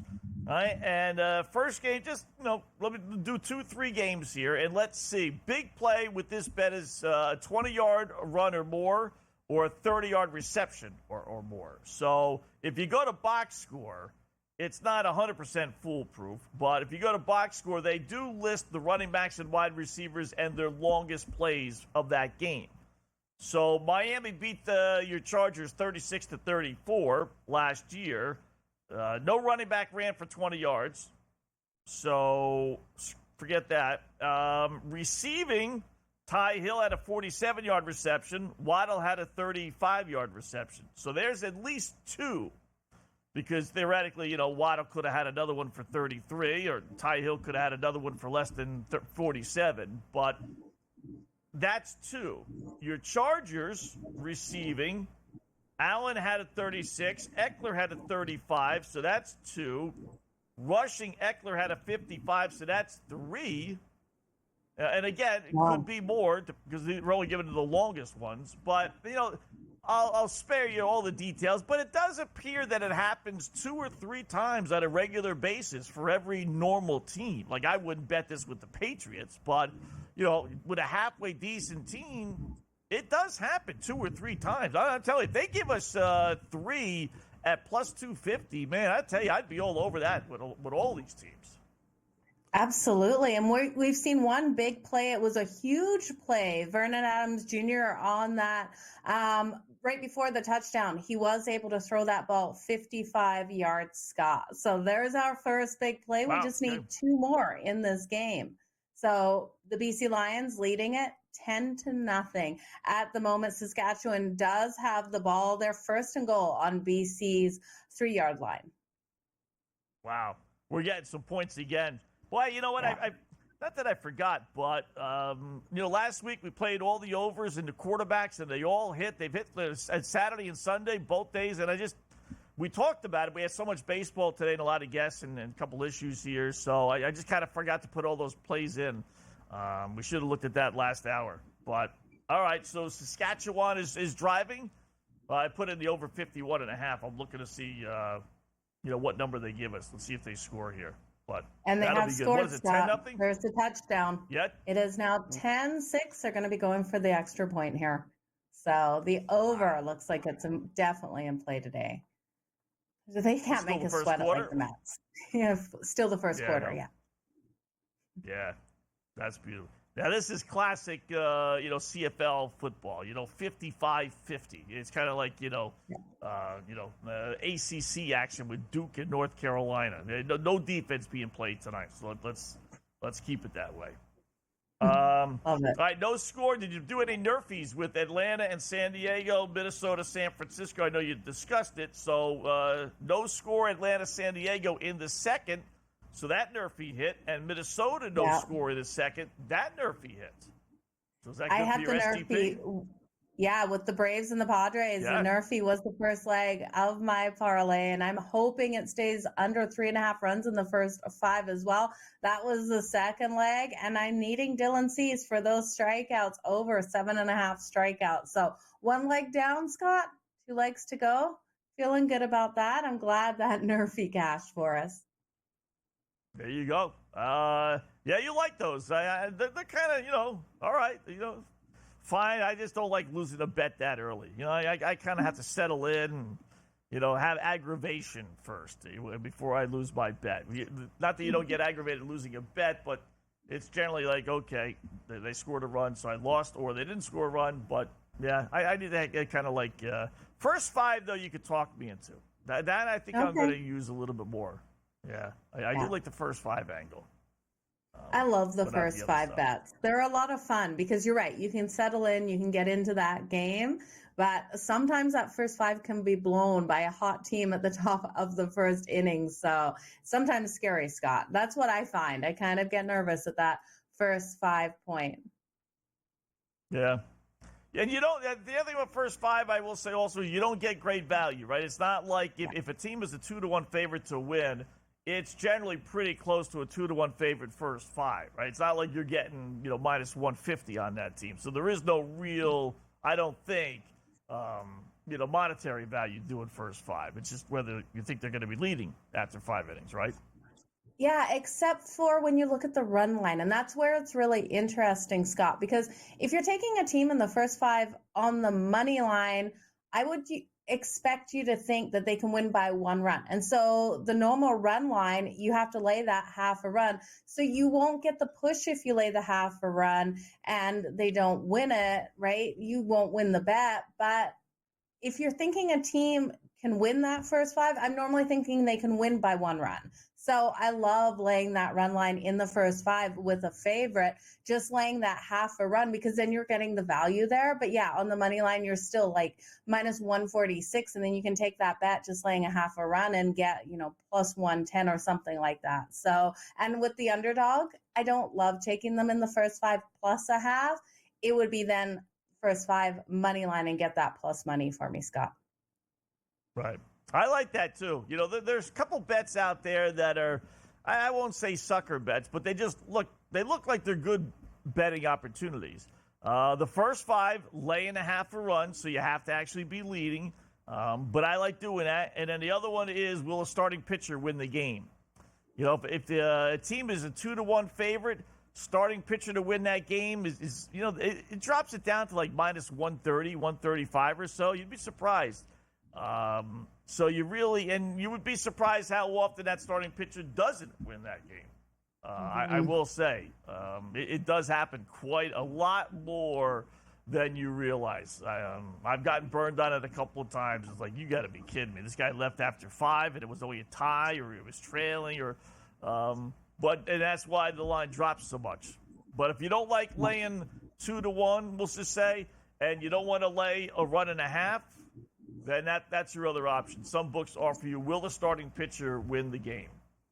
And like I said, they whack it pretty good. So yeah, they do. But they really do. And if you have faith in them for their outs, then that's definitely something to look at as well.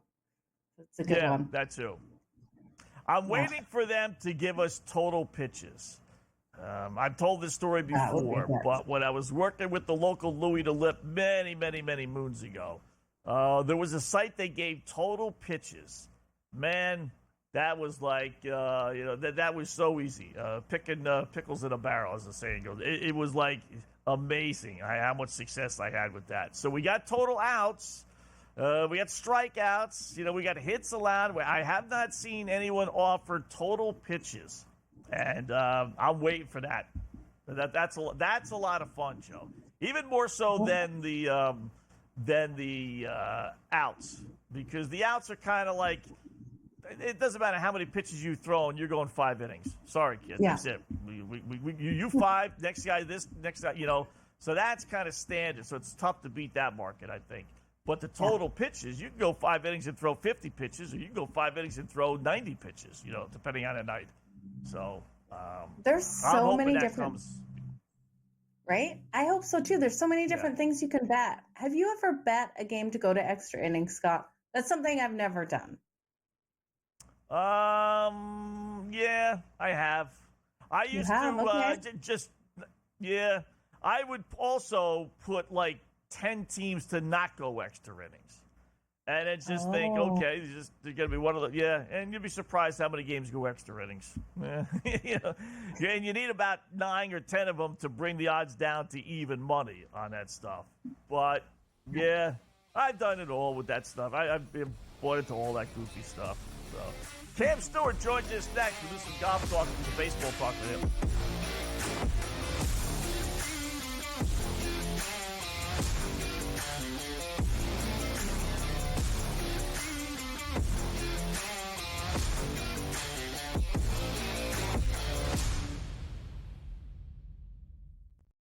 Anyone that's been to a sporting event, the atmosphere before a game, I think Game Time Decisions has that same exact atmosphere.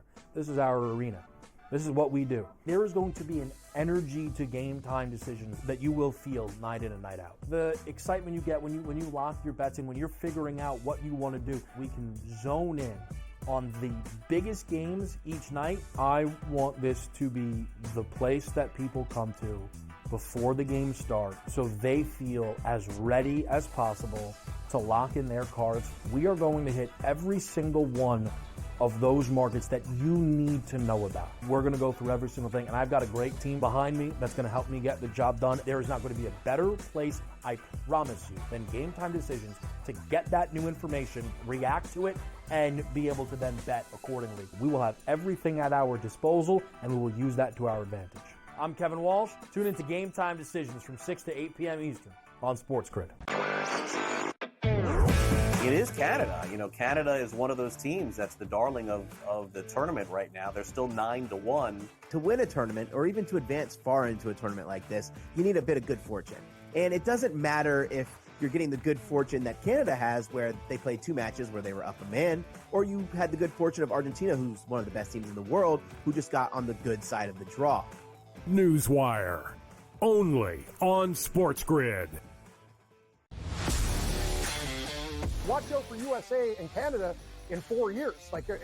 Cricket's going to be a sport that's growing. I made my first cricket bet last week or over the weekend. I was getting a team that was leading like 150 to 5 plus odds.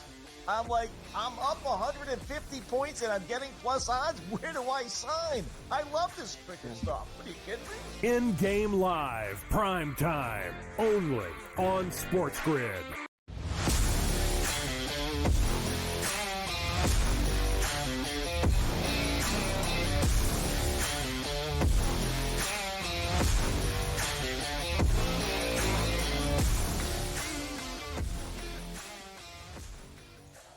All right, welcome back in-game live, prime time here on the Grid. 44 past the hour, Scott Wetzel and Joe Ben. Till the top of the hour, that's when Gabe Morency, Mike Carver High takes over. Interesting duo on a weekend Saturday. They suckered you guys in, huh? Clearly. But you know what? You're a trooper, Cam, and I give you a lot of credit. Sure, you're going to work. How about that? Oh, he's good. Take one It's for good. the team. It's good because my dad, the last time he fell asleep on the couch, he's like, "You guys got slap fighting on your network? I'm seeing guys slap each other in the face." I go, "I don't know, Dad, what you're talking like. That's what you're seeing." He goes, "Oh, 8 o'clock tonight? I can actually watch the show." Good. Before he nods off, 10 past his bedtime. So things are good, Wetzel. I hope you and Joe are doing well. Joe looks golden brown, getting some sun at the Stampede. I saw Joe setting records at the Stampede. They did an interview with a limo driver. He says he made more this week than he did in a year. Guy's like rolling around in money, attendance records almost. So things are good, Scott. Ready to go. Wow. We got the Canadian Football League on. We have Canada Soccer. We can say America in sports, buddy. We'll take it all over the globe, wherever you want to go, Wetzel. It's money. Your money's green. Ours is brown, different colors. Who cares? Let's just make colors. Let's rock. Here's my leaderboard All right, here. so here's the question. Here's the question. Are we going to cash out our 50-1 ticket on Robert Montgomery at the Scottish Open 2 shots back?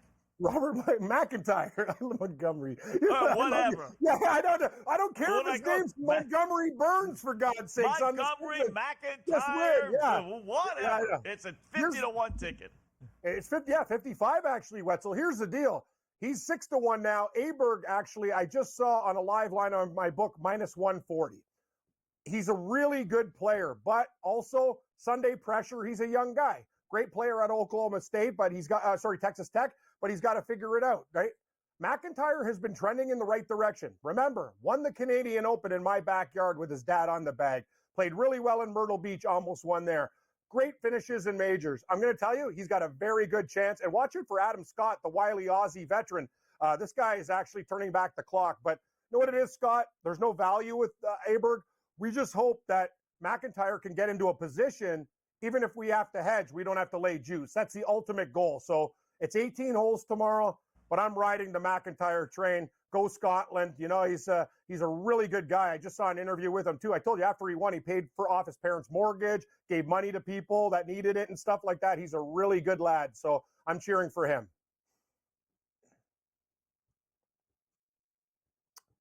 All right. So we'll Joe, we have some technical issues with Joe there. So, all right. So, you know what? We've been down this road before. I'll hold on to the ticket. All right. How about a little consolation soccer tonight with your boys up in Canada? Should we bet on that? What? Yeah, you know what, Scott? And Gabe and I talked about this on the show about motivation. And sometimes motivation works and sometimes it doesn't. But Uruguay got in a fight with Colombia. Their goal was to go to the finals. Canada's getting 1 goal on my book, on 2 of my books, plus money. That's what I'm going to do. And I'm also going to take the plus 1.5 with a little bit of juice and put it in a parlay piece with Colombia in the other Copa final. And maybe a later baseball game or something, that's coming up. Because the way I look at it is, I think it's going to be a very close game. Canada lost 2-0 to Argentina. They can play with Uruguay. And one thing Uruguay doesn't do as well as Argentina, Scott, is score goals. It's like watching paint dry with these guys. But their defense is phenomenal. So an under in the game I would look for, too. The only thing I worry about in a consolation game is teams might let it all hang out, Scott, and take extra choices. Right, Joe? That's what they're going to do. In another game, they play way more defensive. They wait for the other team to screw up. But I still think the under's in play here. That's kind of what I'm looking at right now for that game. So we're going to have a lot of sports tonight live. BC's up 13-7 on Saskatchewan, 11 and change left in the second quarter of the Canadian Football League game. I think BC covers this number. That's my opinion. I know the spread's big. It was 7, but I think they win this game by double digits. I think Saskatchewan's going to have a little bit of problems on the road. Yeah, I'm completely there with you, Cam. I don't know. Did you see over on FanDuel that you can bet big plays now in the CFL? I took it. It was the very first time I have seen this bet. 3+ big plays for the BC Lions came in at plus 255 today. We already saw Vernon Adams Jr. make a 55-yard pass, and that was one of the criteria. The big plays classified as 20+ rushing yards for one player is a big play, or 30+ receiving yards. So Vernon Adams Jr. already threw that ball nice and deep down the field. We've got 1 of 3 big plays needed. Have you seen this before? Have I just been missing it? No, I actually haven't, and I scour those things. It gives me a headache when there's so many damn props going on in these games. But I'm going to say this, Joe. I was at the Hamilton game last week, and Vernon Adams' passing yards, even though going up was like 305 and a half, it was over in like the start of the third quarter. And they didn't even run offense in the second half. They were beating Hamilton so damn bad that he didn't even do anything. Even the Hamilton fan comes up and he goes, "This prop is amazing." I'm like, yeah. He goes, "I love betting against my team. All they do." And McInnes is a good receiver. There's a lot of things to like in the CFL. And I'm going to get Scott into it because how do you not bet every time Calgary plays Tommy Stevens touchdown? The line's gone through the roof now. But this guy, the backup quarterback, is basically a lineman, 6'4", 250 pounds from Mississippi State and Penn State. He's had 3 touchdowns the last 2 games, Scott. I'm telling you, the CFL is where it's at. Backup quarterbacks come in short yardage situations because they don't want to get the starter hurt. It's a lock, buddy. And I don't use the L word very much. All the backups get the touchdown on the goal line. Yeah, we're trying for the overs, too. All the overs, all the over-passing yards. How about Joe and I disagree on this one? Toronto, Arizona tonight. I like the Blue Jays getting odds. What am I missing with Berrios on the hill? It's time to cut your mic, Scott. And I was on the Jays last night. I love you, Scott. No, I'm just joking around. No, honestly, last night, I almost threw something through the TV again. Their bullpen. I got an idea, Scott. You play the Blue Jays, and then you take Arizona live in the 7th inning because they'll blow. That's what they do. They blow every game. They don't have a closer. That's the key. Live bet this game. If the Jays have a lead, use what Joe's going to say. Take the Snakes late in the game at plus money. It's a lock. San Francisco did it to Toronto. Arizona did it to Toronto. These guys can't close. Their closer reeks. Their setup guy reeks. They got nobody. But they might score a few runs early. But I would take Arizona live if the Jays have a lead. That's my tip. All right. Kind of like the American League's version of the New York Mets. All right, Cam and Mike Carver, Carver High, top of the hour. So they'll be here until 10 p.m. Eastern time. Cam, great job as always. Let's cash our McIntyre ticket tomorrow for sure. Yeah, I got Cootie as well, leading in the other Jabroni tournament, Scott. I got everybody everywhere. Nice. Somebody come in for me, gambler.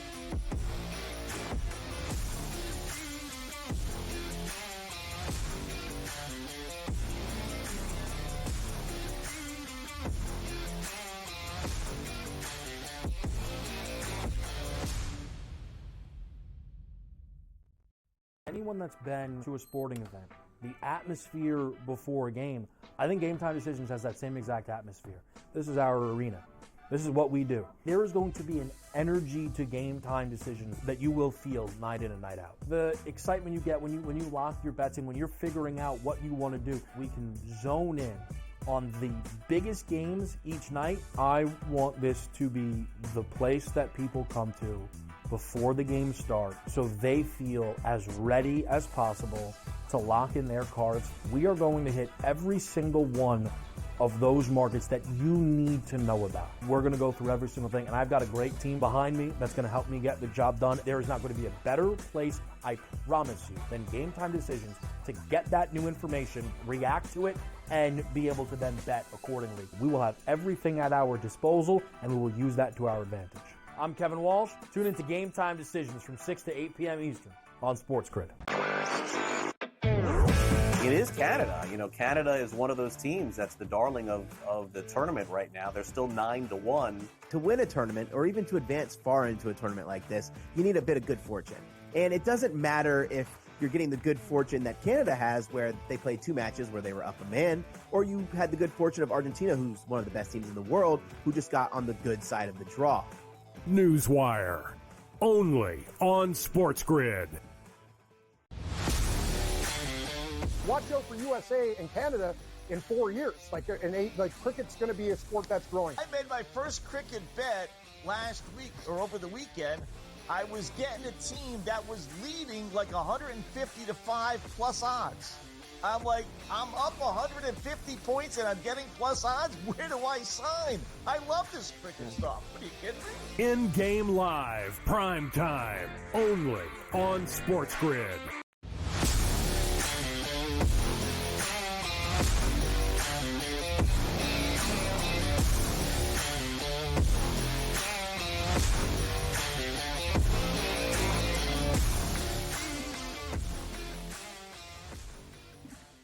All right, welcome back. It is In-Game Live Prime Time here on the Grid. So we'll be here for another couple of minutes, and then it will be Cam Stewart and Carver. Mike Carver at the top of the hour until 10 p.m. Eastern Time, watching all the stuff that is going on as we speak, Joe, including a little CFL. We got some baseball stuff. So we did not a bad day, right? We had our same game parlay with Cincinnati paying over 6.5 to 1 as the Reds end up winning that game. The over 4.5 runs Reds comes in. De La Cruz had a big night, and then Cabrera, or afternoon really, and Cabrera got his 6+ strikeouts for Miami. So I'm going to be right back on that tomorrow. I really will. Joe and I will be back here tomorrow, 4 to 8. Every Saturday and Sunday here on the Grid, so we'll do this all over again. We got the Black Cloud in action with Soriano over 5.5 strikeouts for the Angels. That game starts in about an hour or so. And our CFL is looking pretty good. And your same game parlay is obviously a later start than mine, but looking pretty good so far, right? Yeah, the CFL sitting right now 16-7 for the BC Lions, so that's looking good. And that same game parlay, we hit the Nerfy between the Atlanta Braves and the San Diego Padres. It is now the top of the third. The Padres have 1 run on the board. It's got to have the under 3.5 in the first 5. And Dylan Cease over 7.5 strikeouts. Now we are the top of the third. I just checked Cease's numbers. He has 3 strikeouts so far, so we need him to continue to come with this rate. I'm keeping my fingers crossed. This was a 3-1 parlay with those 3 legs. So I'm going to be holding my breath until this one's over, Scott. Yeah, not bad. No, not bad. CFL, you want to double down on the over? Because the points seem like they're coming tonight. Can Saskatchewan hold up its end of the bargain? I know when we had Jack on before, I think it was Jack, he had mentioned that he had it was Jack, right? That he had liked the over and he with Saskatchewan, over 21.5 points. So can we continue to get them to score? Because if they score, then BC will score.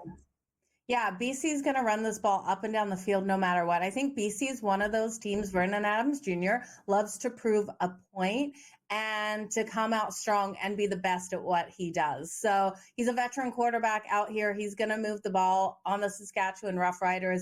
Saskatchewan, if you're not buying into the fact that they've just played weaker quarterbacks there and you think they're going to be able to get those interceptions or those picks with the offense here, I don't think they'll be able to stop the defense of the Saskatchewan Roughriders if they do get a pick. So a pick 6 could come into play, Scott. So yeah, I would look at the over. The books have it locked right now. I'm not getting a live number on it. All right. Looking at some of the baseball games for tomorrow. Not exactly sure why, but Baltimore and the Stankies start at 11:30 Eastern time. So, maybe they get something going on afterward, a little concert or something. Goofy, yeah. That's 11:30 Eastern time for that. So if you want to get that bet in, make sure you get it in early. Philadelphia really bending over backwards for their starters for the All-Star game. Now, they got 5 zillion of them, but you're going to get Kirk Kirking on the hill tomorrow for Philadelphia. Laying 235. I don't know, what does O stand for? Orion Kirking. Who the fudge is that? Oh, my goodness. Relief pitchers. So you're going to get bullpen by committee for the Phillies tomorrow. And you've got Estes coming out there. Yeah, Joey Estes has been so strong for the Oakland A's. That's crazy, Scott. I'd grab Oakland right now, +1.5, -106. Estes' outs or strikeouts, I think, will be in play, but they're not posted yet. So I would be looking at his outs. He'll go deep into this game. Dodgers have undecided pitching, which is not a good thing because their bullpen has been getting torched lately, and they blew the big lead today. They won the other day, but we're going to stay away from that one. They're going to be mad. For the Reds, is he a lefty? Ooh, we got another lefty going for Cincinnati against Miami. So we told you today, 6-27, right? They lost again today. So Reds are now 6-28, or the Marlins are 6-28. Against left-handed pitching, and the Reds got another lefty going. A good one, too, with Lodolo for the Reds. Ooh, I like the Red, definitely. I'd lay the 1.5. I'd look at their team total to the over as well. What about the Washington Nationals and the Milwaukee Brewers? Rhea, Irvin? Can we count on Irvin here, the Washington Nationals, to come out strong? I think so. Boy, are the Brewers going to get... That's one of those where I don't even look at who's starting and just say, are the Brewers going to get swept by the Washington Nationals? That's hard not to put some money on the Brewers. You know? Come on, they can get swept 100%. Washington won at 6-5 today. We can see another one of those, Scott. I want the plus money. Chris Sale's supposedly going tomorrow for the Braves. Okay. I don't think his turn was up. So Joe and I will be back on Sunday. Cam and Carver taking over top of the hour.